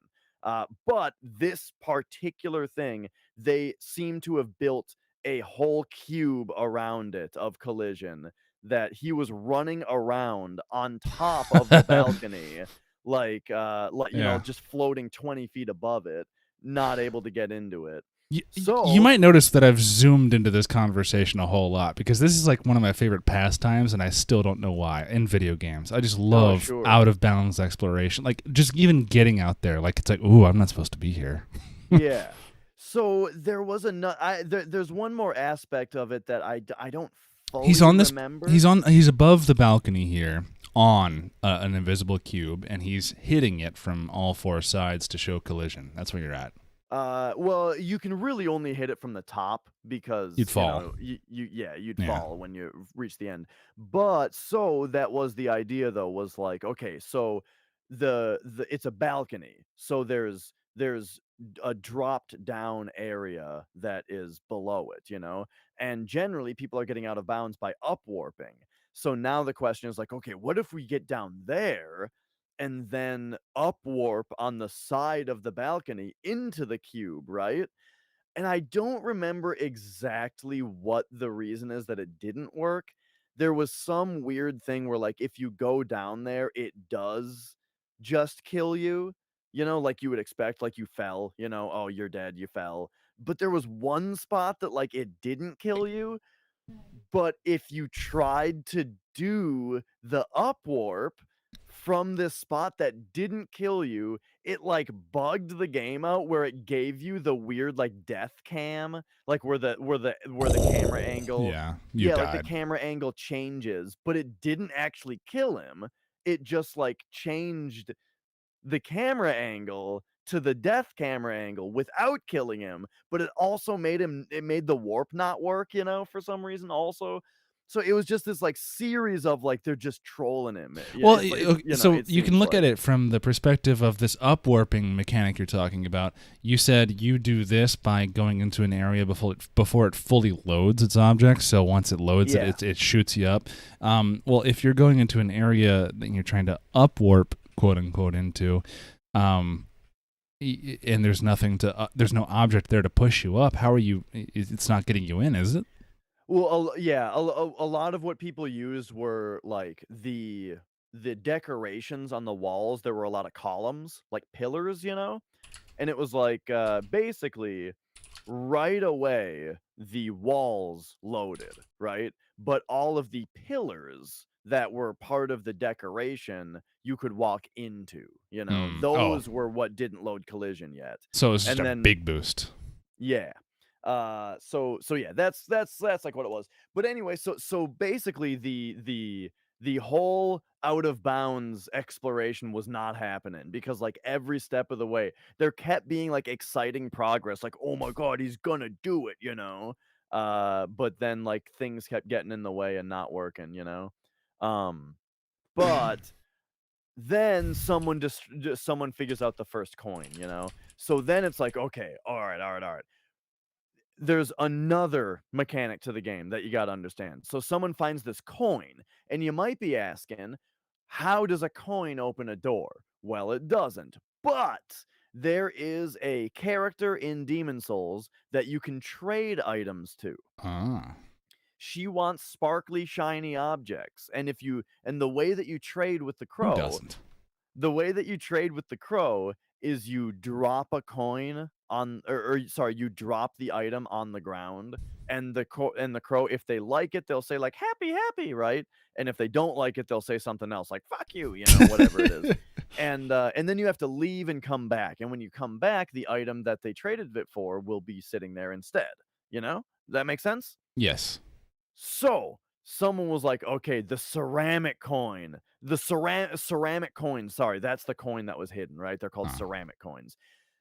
So we're like, okay, you got to trade the coin to the crow, and the crow is going to give you a key to the door, They're right? just like Mario red coins, essentially. So we go to the crow and drop the ceramic coin, and here's what happens. The crow says, happy, like it likes it. It wants the coin, and we're like, holy shit, this is it. You leave the area, you come back, the coin's just on the ground. It likes the coin, but it won't trade the coin. It's a very nice coin. It looks good right where So it's at. so of course, then the question is, okay, we need more coins, right? We need more of them. So how many do we need, right? Because they stack. So we need to drop a stack of coins for the bird, right? That's what it's gonna be. And so of course everybody's like looking for more coins. We got to find more coins because you can only find one in each place, Wait, right? when You you say find you need to stack them, are you putting them in a singular item down that says coin X5 or a yes. physical stack of coins? Okay. Nah, it's Never like mind. coin times 5. All right, gotcha. Yeah. Very good distinction. Hmm. Now, so everyone wants to find the other coins because they're like, they're saying, we don't know how many there are. We need to find as many as we can. So streamers though who like want to be the first one to get the thing, they're like, I know an idea. I'm gonna get the 5 that we know that we can find, and then someone else is gonna get 5, and then they're gonna come into my game and they're gonna drop the coins for me, right? Are they? So someone else, yeah, because they want to be part of this, this whole thing too. Oh. So this streamer, same guy, Distortion, someone comes into his game, drops him their coins, and guess what? If another player drops coins, they break. They're ceramic coins, and if you pick them up, no other item in the game does this. If they drop them and you pick them up, you get broken coins. So it's like everyone's fucking freaking, because it's like new item. The crow wants them. We don't know how many they want. They won't let us trade them. We can't out of bounds into this place because it's locked tight. It's like oh my god, That's kind of cool. about it. I like Yeah, that. everything about it was so exciting. Yeah. And then it turned out you needed 26 coins total. My number. Sorry, I have a thing with the number 26. It's well, like a recurring number for me. It's 13 twice. It's twice too. Yeah, I know. So, Trust me. well, yeah. So because how it works, how it ended up working is there are 13 coins that you can get in a single playthrough, and then when you go to New Game Plus, they all respawn. So if you get all the coins twice, you got 26, right? And then if you drop a stack of 26 coins for the crow, she gives you a key. Key opens the door. Boom, you get the item. What was the item? There is a if you want to know, right? Spoilers. Tell me. Go 30 seconds ahead if you don't want to hear it. Skip 30 seconds ahead from now. Go. What it is there is a boss in the game that is very popular called the Penetrator, who wears a very, very cool set of armor, and you get his set of armor, which was a thing that fans like really wanted, and it was something that was like rumored as being in the game, but was never true. Well, yeah. Who doesn't want to look like the fucking Penetrator? Yeah, it was a really cool reward. So there you go. That's the Demon Souls coin story. Anyway, on the topic of PlayStation 5, I've been playing Final Fantasy VII Remake.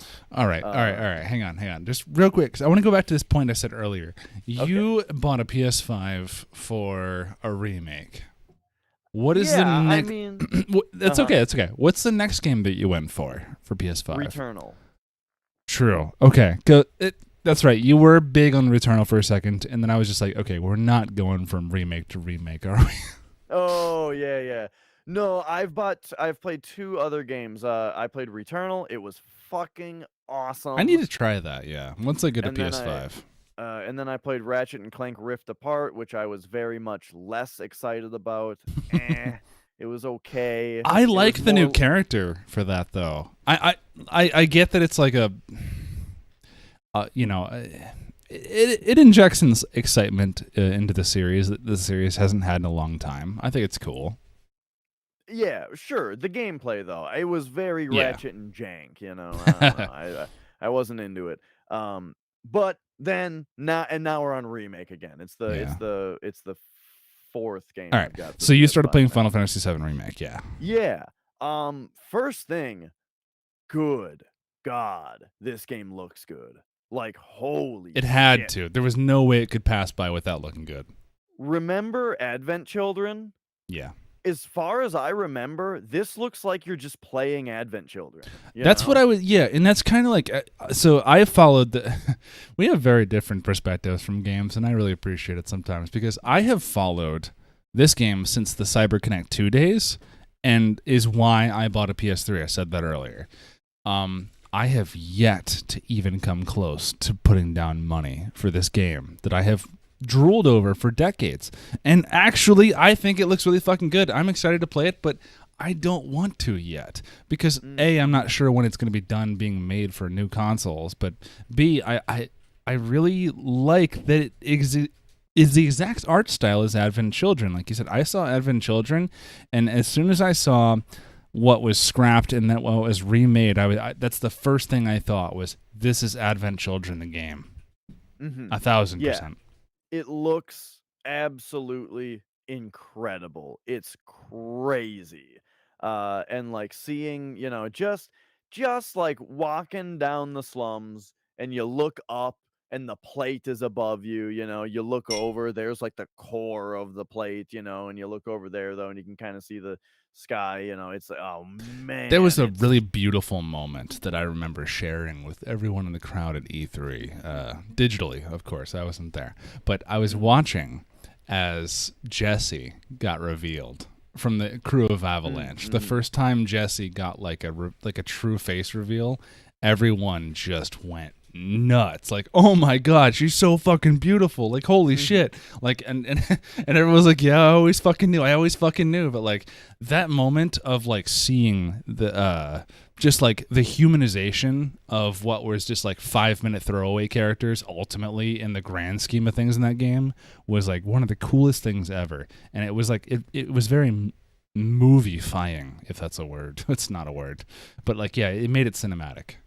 Yeah, so right, and that's the thing that gets you right away. And man, the game starts off really strong because at first you're doing the bombing mission. I mean, the game starts off really strong in the same way that Final Fantasy VII starts out really strong, where boom, you come in on the train, you kick some dudes' asses, and we're bombing the reactor, and it's fucking great, you know?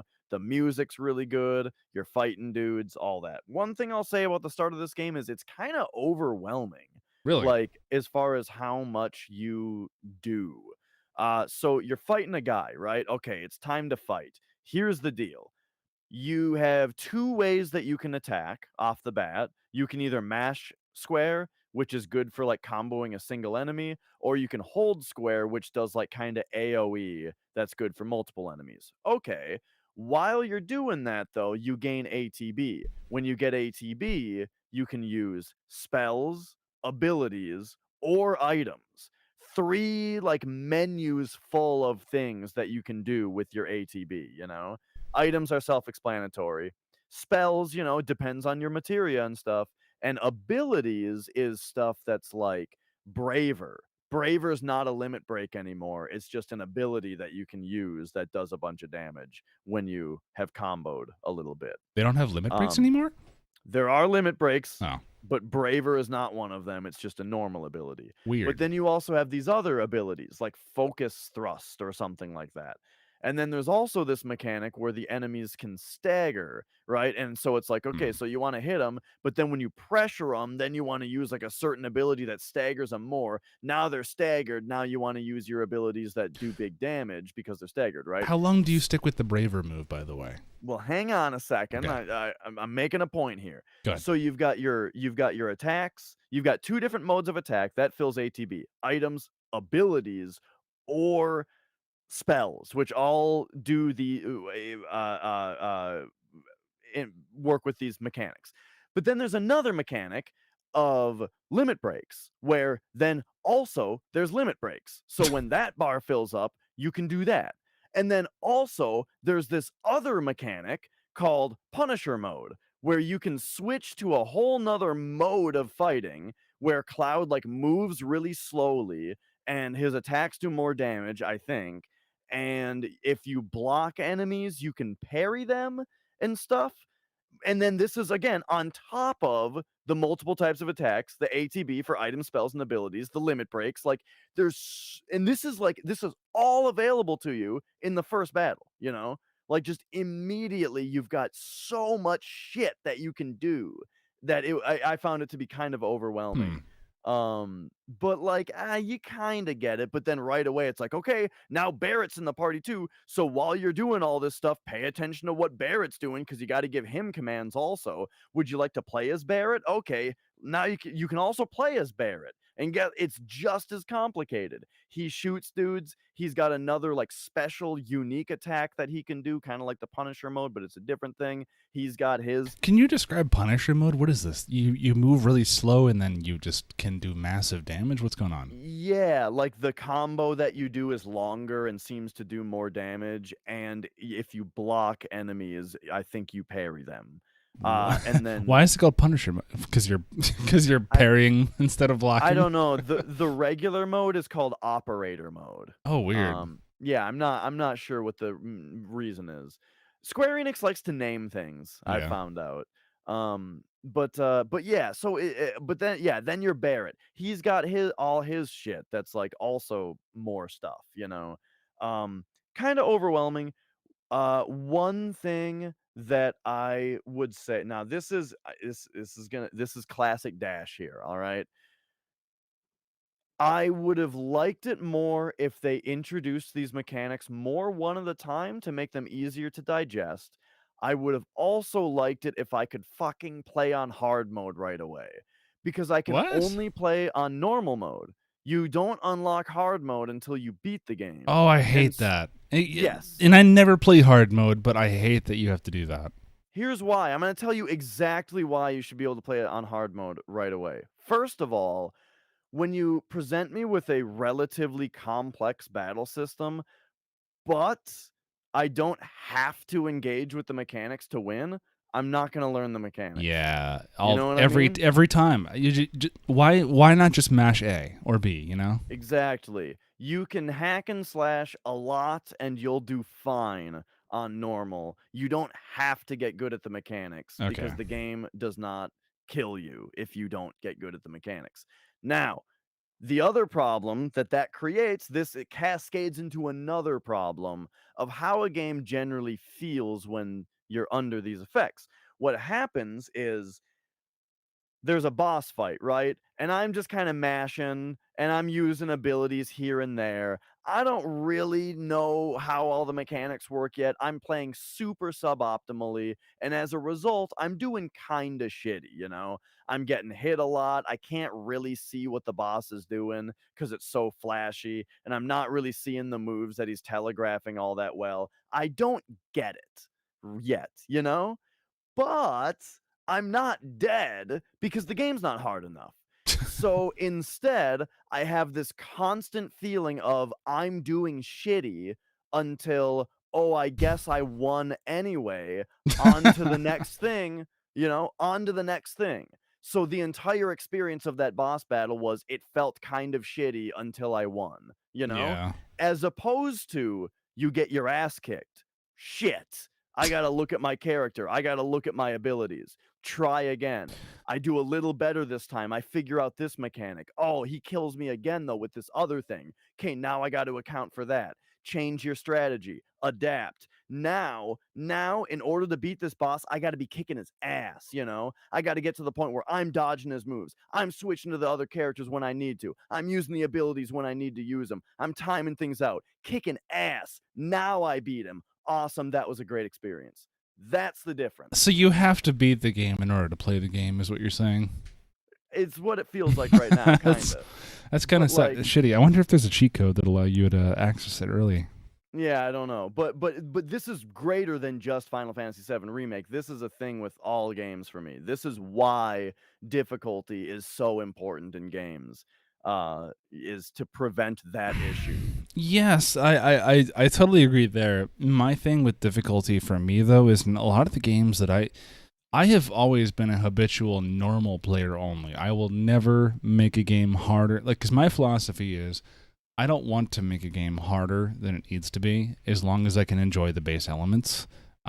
Because if I'm going to make a game harder than it needs to be, I'm making more work for myself unnecessarily, and a lot of the time it tends to be tedious work, right? So a lot of games where if you select a hard mode, the only thing that will happen is the caliber and quantity of the enemies that are spawned, for instance. I think Doom, very first off, you go from Hurt Me Plenty to Nightmare, you'll notice a difference, and that's just a very small step in difficulty. You go from not too rough or whatever. Hurt Me Plenty to Nightmare? What, isn't that it? Hurt Me Plenty is ultraviolence. You're missing. I'm missing UV. That's what it is. Yeah. Ultraviolence. Yeah, you'll notice a difference between that step, but you'll notice a step between ultraviolence and Nightmare as well, right? But in Doom, yeah, that's what I'm saying. In Doom, it's gonna just spawn different enemies, slightly more difficult than the last. That's what I'm used to difficulty meters being in video games. I'm not used to difficulty meters making a game work. Function, rather, is the better word. Yeah, but a lot of the time it's one and the same. I think Crisis Core was the hard mode of that game, I imagine. I don't know. I didn't play it on normal, but it seemed like the enemies were very tanky in that game, which if you just say that, it sounds kind of shitty, right? Hard mode, it just makes the enemies do double damage and have twice as much health. But it makes it so that you have to use barrier and you have to use their weaknesses, and you have to get good at dodging their attacks, and all that kind of thing. And all those mechanics are fun. But if the enemy only has half as much health and they do half as much damage, then you can just hack and slash them and they're hitting you and they get you down to a small amount of health, but then they die. And okay, it felt kind of shitty, but I won. You know what I mean? That's my issue. Yeah. So yeah. So you have that with the new remake. I'm feeling it, yeah. I've never game overed in the game yet. I've fought a bunch of bosses, and all of the bosses felt like they were kicking my ass the whole time. I constantly feel like I'm doing shitty in the battles, yet I've never game overed, and we've just I'm continuing, you That's a know? really weird feeling, I guess. I never thought about it that Yeah. way. It's like So I it's just walking disappointment, I guess. but like yeah, and the I'm really looking forward to playing it on hard because I feel like the battle system is really really cool. Oh, you haven't Um played it on hard yet. the remake, no. Oh, That's what I'm saying is that's that nuts. it makes you beat it first, I think. That's true. You said you Uh were just kind of introing to it. yeah, right. I haven't beaten it yet. Um, but okay, so let's go a little further. You know, other ideas, right? So the game starts out. You know, the battles. I am enjoying them enough.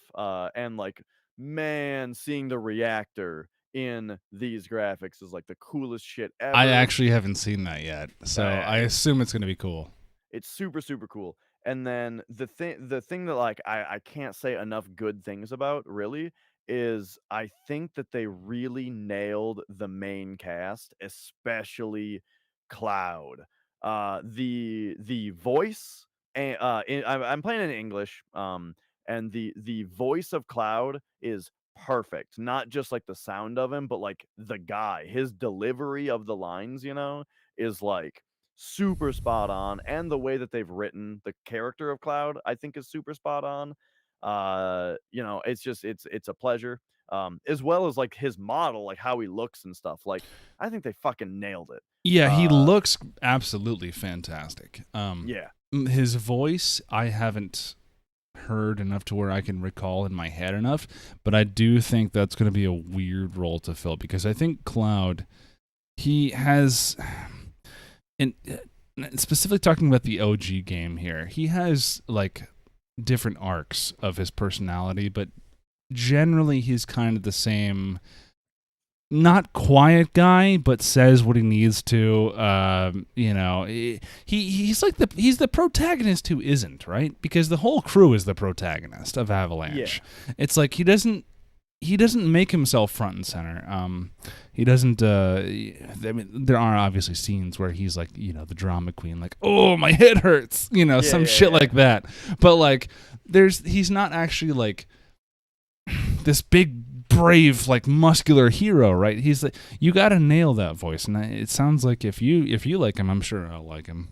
Yeah, I think they got him perfect. The other characters I think are visually perfect, right?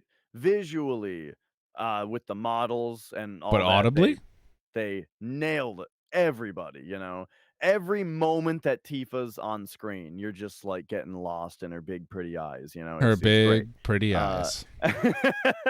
but their voices, I think that the rest of the cast voices are good, but the Cloud voice actor is like on another level though, I think. Like Really? I think he kind of outclasses them. Huh. Cloud's voice actor sounds very natural and he sounds like a real person speaking real things. You know what I mean? When he talks, the other characters sound more like they're saying lines. But it's still good though. It's still fine. I'm not complaining, right? It's fine. I'm just saying right next to Cloud, it stands out a little bit. But yeah, It kind of feels like he's the actor who was paid another digit for a reason. right, yeah, like yeah, he's super good. That's the main cast. When you get out, so once you're done with the opening mission though, and you kind of get into like the game proper. Basically, I have kind of an overall thought here, which is that I think that all of the parts of the game where you're following the main plot of the original game, I love those parts, doing the bombing mission, doing the meeting Eris in the church and doing the church stuff, going to Wall Market, like all that stuff, and I've really, really liked so far. The boss battles have been fun. The shit I don't like is when it's like, okay, do side missions for a minute, right? you get to a part where it's like, okay, we're in Sector 6, and tomorrow's going to be the second bombing mission, and So so it's you just don't side like quest the time for a minute. number one draw to this game. I guess, yeah. All the stuff that they expanded on, All the I'm life not of really. Midgar. Yeah, I'm not really into it because what it is it's like you're that merc I heard about, huh? Do you think you could kill some Oh. rats for me? It's not fetch quests, is it? Out in the basic bullshit land, you know, No. and you're like, okay, and you just go kill some rats for the guy and then come back, and it just doesn't do anything for me. It's boring. Fuck. You know, like, yeah, it's a bunch of nobodies asking you to do nothing for no payoff, basically. What am I, a Like, fucking Jedi? Just gonna do some shit for you for no reason? I understand what they're going for. They're going for a couple of things here. They want the game to have side quests in it. They want to expand the world and make it feel Damn it. living. And Cloud's a mercenary, right? But So we not gotta with do fetch. Okay. mercenary, right? I get what they're going for, but really they just made a bunch of boring side quests that nobody wants to do. Damn You know it. what I mean? That's actually super disappointing for me to hear, because that's like one of the things I was looking forward to, was knowing that like Midgar was a place I could explore and not just feel like I'm playing an MMO. Yeah. Now, when it comes to just walking through the slums or whatever, though, and looking at everything, looks great. What about the rest of Midgar? Does it have to be the slums? Well, we're I've done mostly slum stuff right now. Okay, but gotcha. yeah, there is the part where you go to like, well, that's slums also. Well, I mean, trying to think okay, here. there's the slums, Well, yeah, and then there's and the Shinra building, and that's like all I know about Midgar, and I know there's more. Yeah. There's a playground, obviously, but like I want to get out of the slums. Dude. There's got to be like a rich people's district, right? There's got to be like a rich fucking like high class, like upper class fucking gambling, loves to smoke, takes the train to the casino crowd. There's got to be something like that in Midgar, where they just look down upon the slums. So it's like, ugh, what is that? You got pale skin? You must not see a lot of sun. Fucking peasant. I'm into that. I need to see that shit in Midgar. I need to see the tragedy of like classism going on in Midgar. Well, so there is a little bit of it right at the start, because when you blow up the reactor, you then have to get back to the slums, which has a little bit of traversing the rich people place. Okay. However, it's kind of blown up and destroyed. Yeah, it's kind of really on account of the blown up reactor. Yeah. Yeah. That'll But do with anyway, so what was I saying? So the stuff that's like direct remake stuff, I love, but yeah, the side quests I'm not super into. What was the other thing also? Oh, there's also a very large noticeable difference between the expensive cutscenes and the cheap cutscenes. Oh. You know what I mean? Like, there's the cutscenes that are fully mocapped, right? Where there's direction, there's good camera angles, the characters move nicely, the lip syncing is good, and then you've got the cutscenes where the characters are just standing there. The character models in the game that are just Yes. turning to each other, and then voice lines happen. Right, and when they talk, it's just kind of their mouth that moves, except for a couple canned animations. No, that's and kind the of camera is just this very static soap opera shot that's on them. I thought we left that behind in the PS2 days. Yeah. Oh no. I mean, fucking. You see that shit all the time with games like Mass Effect and Horizon and stuff. Like, that's something that drives me nuts about those games, and Fallout 4 and stuff. Though It didn't bother me with Mass Effect camera. though. Mass Effect didn't bother me because the draw to Mass Effect is just like the draw to Uncharted, where it's the between character dialogue, where there's no specific thing happening. Cinematic wise, it could just be you're entering a scene into a gunfight, and yeah, it kind of sucks when you go into a building and you're just all of a sudden in old school like Xbox, like maybe Xbox 360, but mostly OG Xbox, like camera, cinematic angles, techniques in the kind of game where you're just kind of super bombermanning it through a fucking warehouse for a second. But like there are scenes where it's totally fine in Mass Effect because it's just like you're doing a routine, like, oh, I've been in this fucking this building that's designed this way. They just put a bunch of these models and a bunch of these planets, and it's all laid out the same way. I don't care. I don't need to see how it looks. I know how it looks. Just give me the story. That's fine. I don't care. But in other games, especially in the earlier 3D games like that PS2 era, man, is it apparent when a cutscene is cinematic or just done with the in-game character models. Like Grand Theft Auto, great example of this. Oh, it's bad. Some of the cutscenes are so bad, but the beginning of the game, fantastic. Yeah. It was also very noticeable in Final Fantasy X too. Oh, I didn't play 10 Because, too, like, but yeah, I can Because, figure. like, in Final Fantasy X, like, all the cutscenes pretty much, well, most of them looked really great, you know? Yeah. Where one thing that's weird about 10, if you really pay attention, though, is that every character has two models. They have a high detail model and a low detail model. Where, like, if there's only one or two characters on screen, they look really high detail, you know, where like you can see like their tear Yeah. ducts, you know, and their faces are super well modeled, you know. Lulu's cleavage looks great, right? but then Uh-huh. but then it switches to a scene that has like four characters in it, and suddenly Suddenly it's Lulu's Barbie as the island princess. suddenly Lulu's cleavage is looking like one flat texture, and Little Tomb Raider-ish. all of a sudden characters' faces aren't really articulating when they talk anymore. That was kind of noticeable. But then in 10-2, though, Is that a hardware limitation or a budgetary limitation? I think it was hardware because they Huh. had the high level models. It was only when there was like a lot of character models on screen you Okay. noticed that, oh, they're using the low poly ones now. Yeah. But then in 10-2, though, it was like they were just using the low poly models the whole time. Oh, no.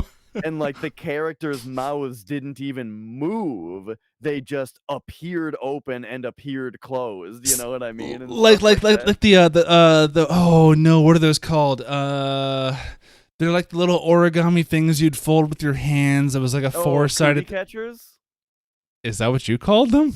Yeah, where it was like you opened it this way With and your then that thumbs, way. yeah, in that way, yeah. It's like I've seen 3D character models just talk like that, and I was like, oh god, am I talking to the fucking Predator right now?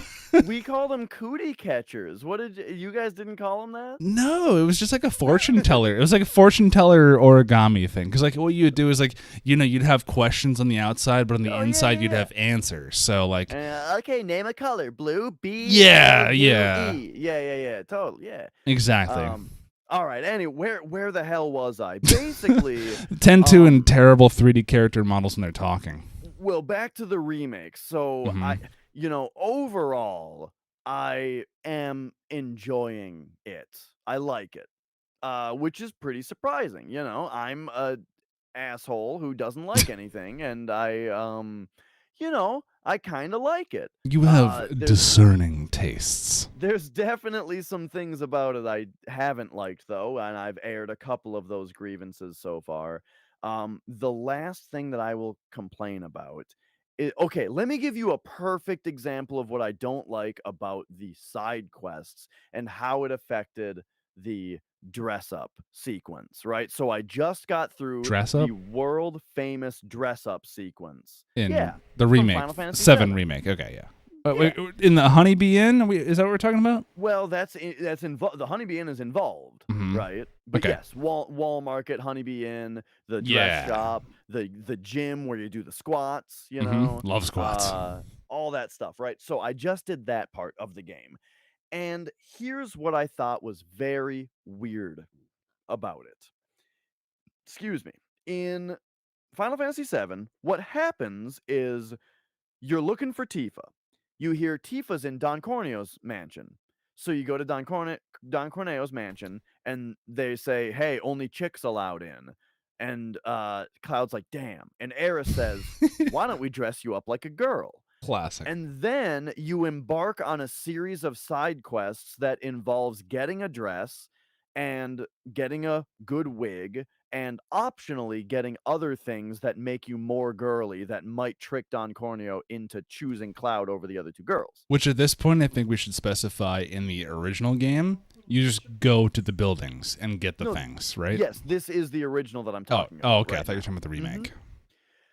In the remake, what happens is you go to Walmart, Eris just disappears. She's doing something. I don't remember.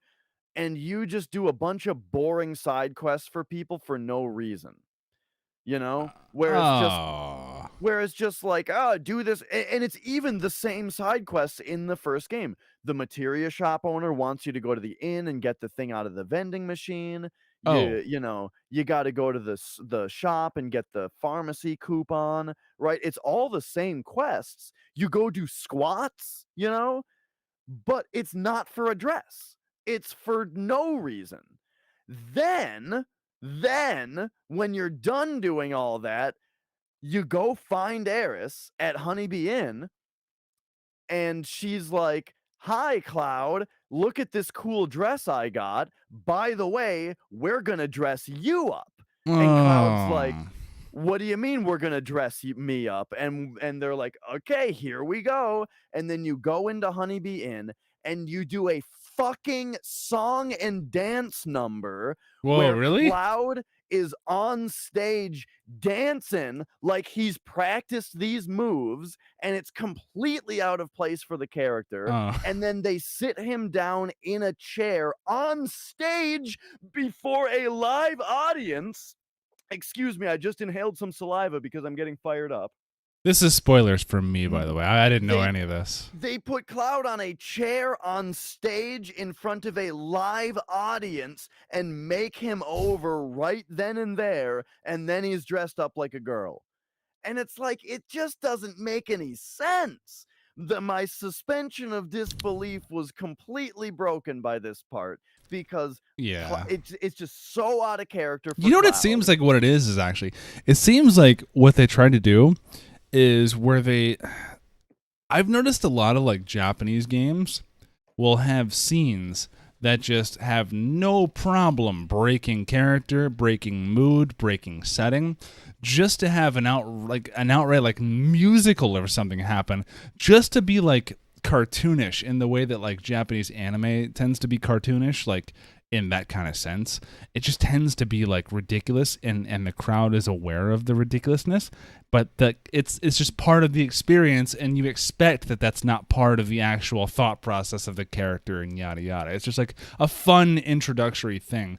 It's a Japanese thing, I will say. In my experience with games like this, it's definitely like a Japanese kind of way to do it, but like I've seen them do this with like anime before, where like a character and another character, like a villain character, will be together in an anime, just like for like one weird musical scene where it makes no sense for those two people who would in real life stab each other on fucking sight, like just be there singing together. It's just like a cartoon thing, I guess. Well, okay, so even if we do accept that, like, okay, Cloud, he needs to do the dance, and so he's gonna nail it, right? Because Cloud is the kind of person where if he's gonna do something, he's gonna do it right, And so, okay, let's say, yeah, Cloud is he's gonna do the dance, right? And I'm fine with that. And like the character that makes him over and the makeover itself, right? I'm fine with it.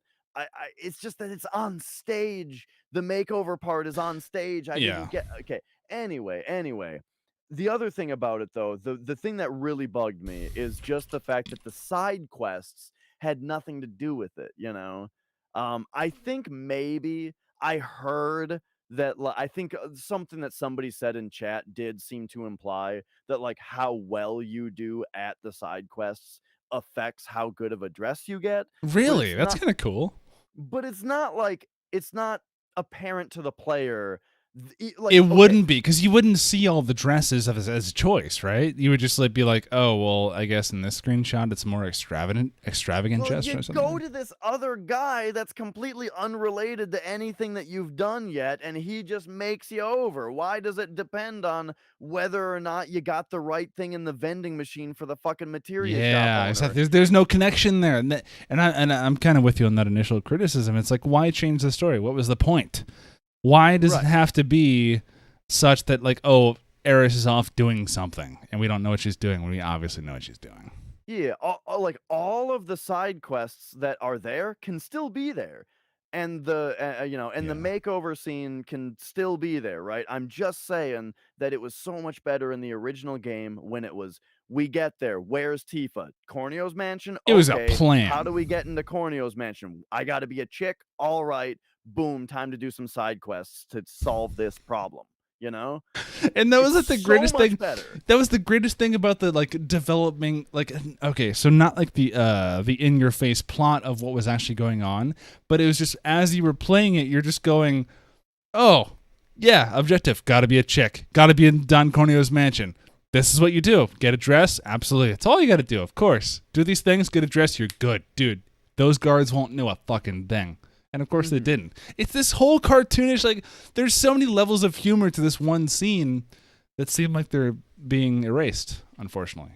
Yeah, I mean, it's still like it still has the once you get to Corneo's mansion, it plays out the same, right? Where it fools the Yeah. guards and then he comes out and all that, and and that part is done well. Again, once we get back to direct remake part, it's great again.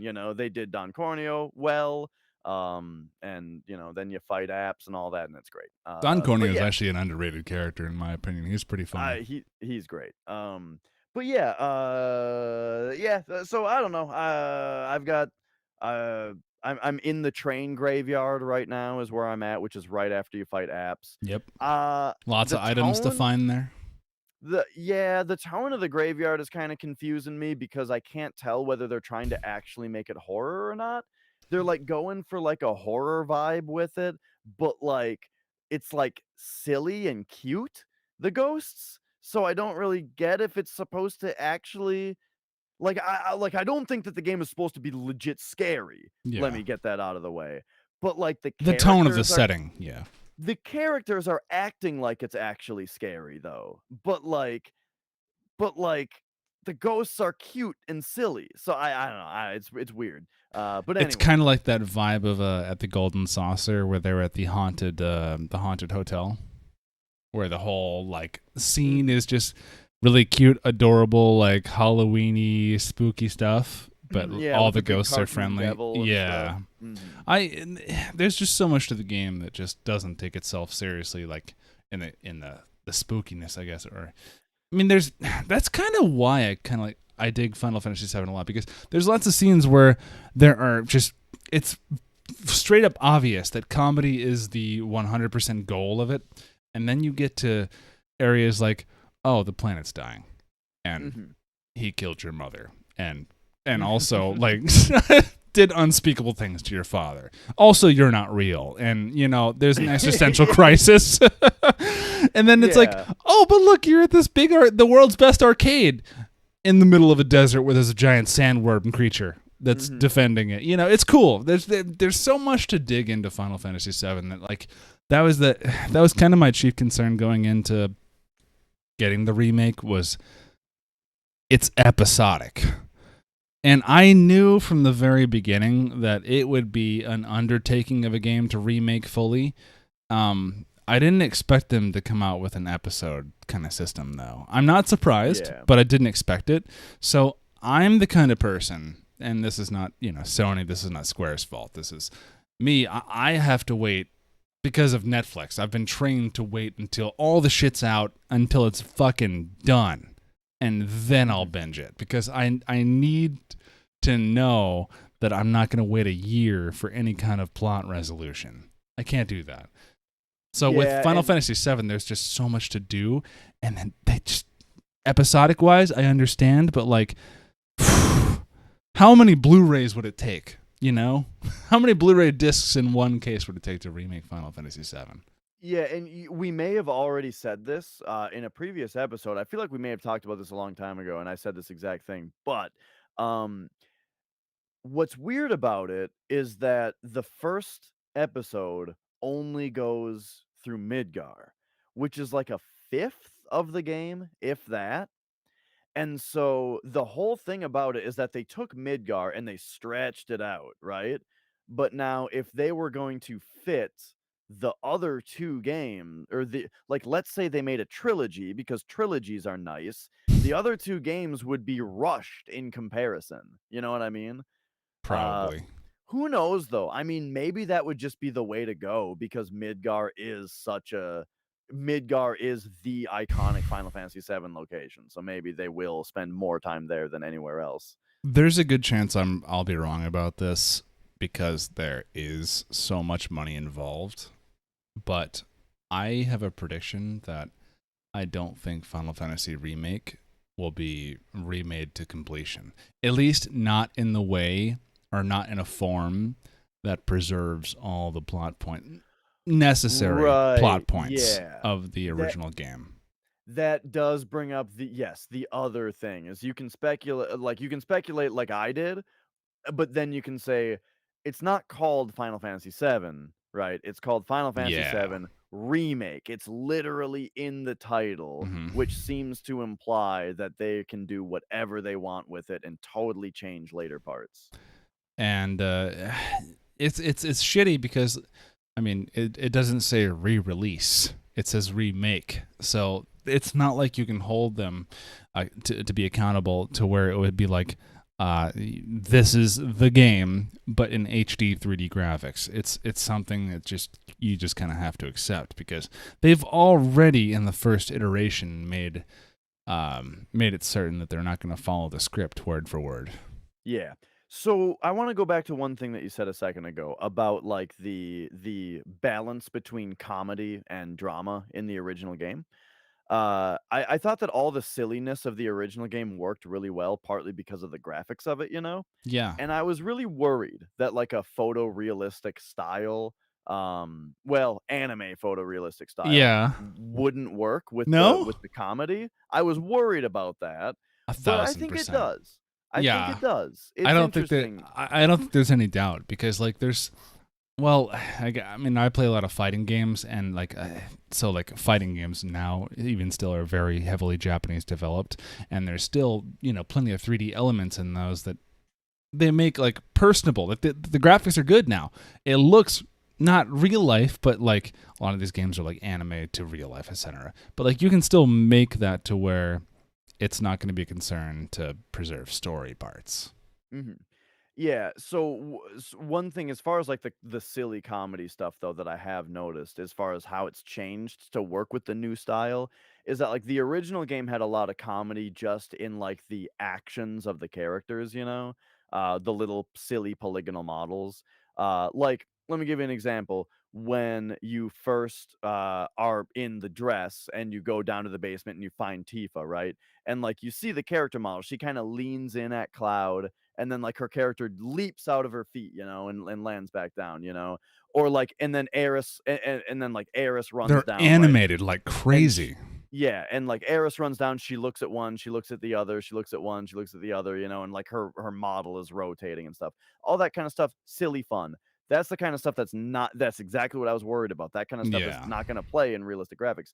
But it's the excellent voice performance of Cloud that really sells it, because how they've kind of done the comedy in this one is the idea of Cloud is such a good like straight man, for these silly situations where he's got this kind of no bullshit demeanor, where his personality is that like when he's embarrassed, he just kind of like Shuts uh down.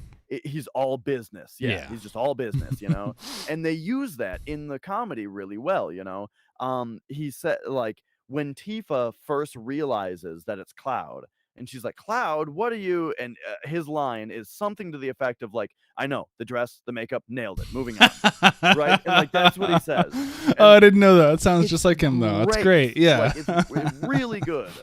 So yeah, I'm very impressed by how well that they've done both the writing and the performances. So yeah, that's where we're at. That's what I was going to say actually. Like there's a cool thing that you pointed out because of the 3D models, like they're very polygonal. There's low poly counts, so there's only so much you can do with them. One thing I loved about Final Fantasy VII in the not like cutscene parts where it gives you all the cinematic scenes, it's actually just the person to person talking.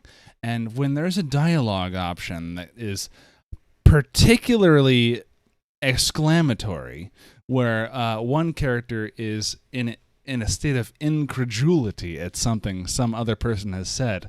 You just see them, their character model, turn to the character and then arms up like, what the fuck are you saying right now? And I'm just that is like, there's so much like little, you get the bird's eye view of the conversation, and you know it's exactly what's going on. Because everyone is so animated, because, you don't have facial expressions. You don't have tone of voice. You don't have all these things to translate feeling. So they did almost what people in the 1920s did to make silent movies. You had to be more expressive, You had to make it more obvious what was going on. And that's something that's going to be totally...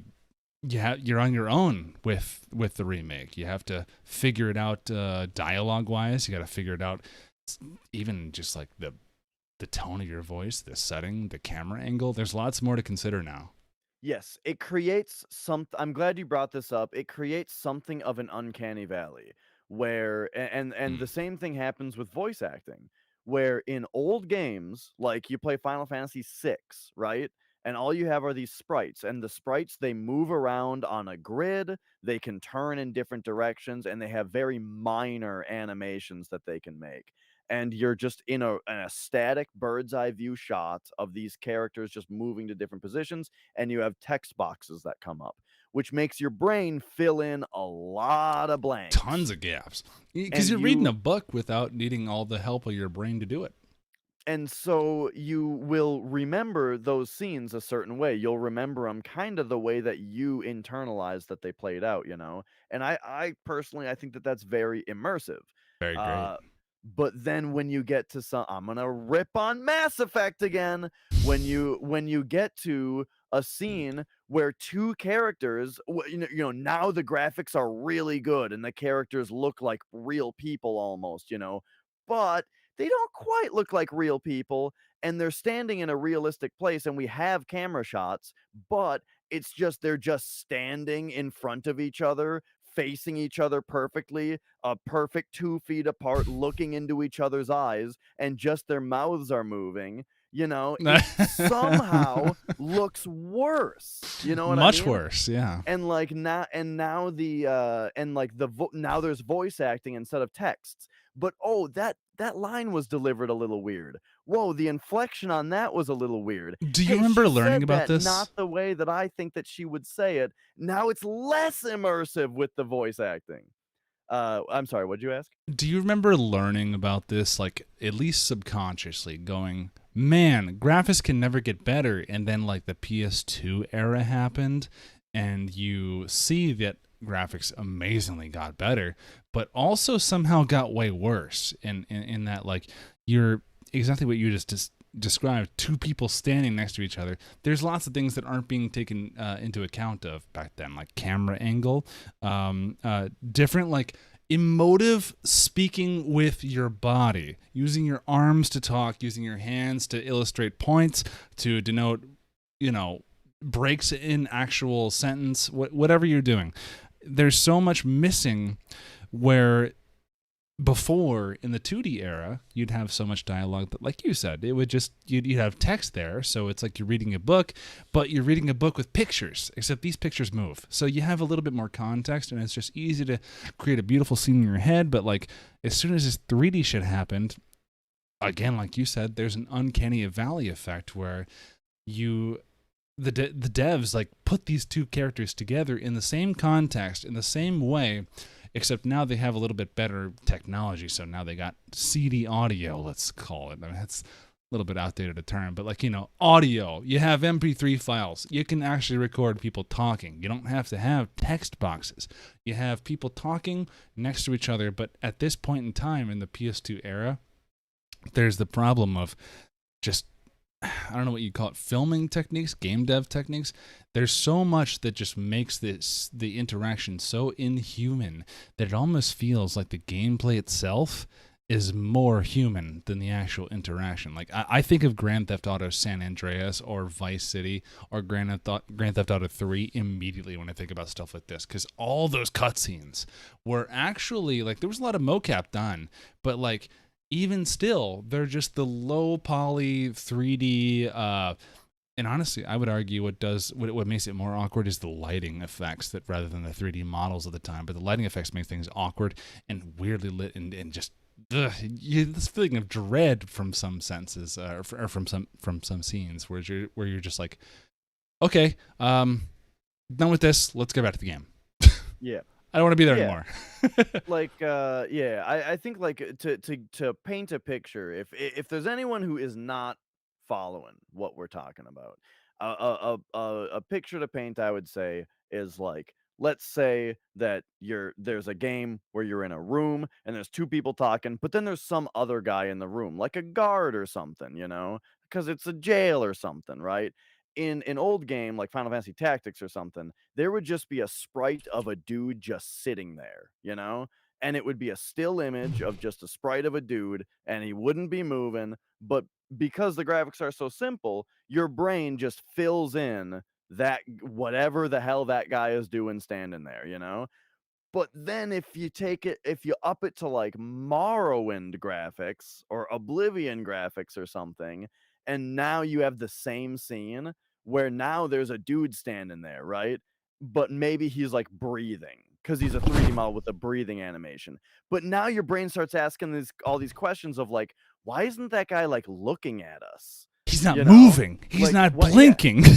he's not like you'd think he'd be a little bit more attentive to the rest of the scene that's going on. He's this you know what I mean? intrusive piece to the scene. And suddenly it looks bad. Yeah. That's all. Hopefully maybe that helps. No, that makes All of this perfect makes sense. Yeah, because like once taking Morrowind as an example, you walk in, you're talking to a guy about your birth sign, your fucking race, yada yada. But like, Dude, there's my a guard cat there. My cat just farted on me and walked away. What? I think Oh, I saw God, your. It's bad. I think I saw your camera autocorrect with the lighting with that fart. That's impressive. Yeah, it was you walk into the Morrowind scene right in the beginning of the game. You determine your identity and shit, but you're just like, you have the option to steal like 20 things in that room, and one of those things is actually a quest item that helps you later on. So you're just like, does this guard see me? He's just standing there. I can't tell if if he's just standing. He's not even breathing, dude. And he's just like, he's not blinking. He's not looking around. He's not looking from side to side. If he were just a 2D sprite, it's just like, yeah, it's a guard. They stand by doors. He's looking at me. Yeah, he's doing his job. Not a problem. But with Exactly. all this additional human context in the third dimension with actual like perceptible 3D models, there's so much more context and no information to fill that void. It's unsettling. Yeah. All right. I'm glad we can agree on that. Yeah, it's But weird. yeah. But honestly, actually, so here's one more thing I will add to that. I kind of love that. There's so much charm to that early 3D thing that's just like, we're not going to see games come back with that just weirdness of context unless people start making video games out of The Room or something with Tommy Wiseau. Yeah. It is like when you do think about something specifically like Morrowind or like the old Thief games, there's a charm to that, and maybe that's just nostalgia. I feel like the Uncanny Valley really hits on like the later generations of like Mass Effect. Is the stuff I always think. Yeah, of. and maybe early 3D is just taking a little bit longer to age rather than the golden age of 2D. Maybe it's because we're just not, 8-bit Sega Master System games are not what people remember when they think of like, the peak of Game Boy or NES gameplay. So it's just something that's got to pass, I guess. Well, all right. You got anything more for us today? No, I think I'm all good. All right. Well, man, we hit a lot of big topics actually that I kind of have like things to talk about. So that was fun. Good to hear. Good tangents today. I felt like about very important elements of game design that I rant about a lot when I'm live on twitch.tv/retro, and you are live. Damn, you do that? How many times a week do you do that? Monday through Friday, every day. Oh, dude. Right now, hey, schedules change, but that's what it is right now. I do that exact same thing too, except for that whole Tuesday and Thursday bit. I do Monday, Wednesday, Friday. I work late hours sometimes, so sometimes Wednesday is just this podcast night when we can do it. But I'm Invictus Knox. You can find me on Twitch and YouTube. This is Dash Retro. You can find him on Twitch, Twitter. I'm also on Twitter. And give us a follow if you haven't already. Either way, you probably already have if you're here, but we appreciate y'all listening. Excellent. Yes. We'll Alright, see you next time. See y'all next time. Y'all take care. Have a good one. Bye.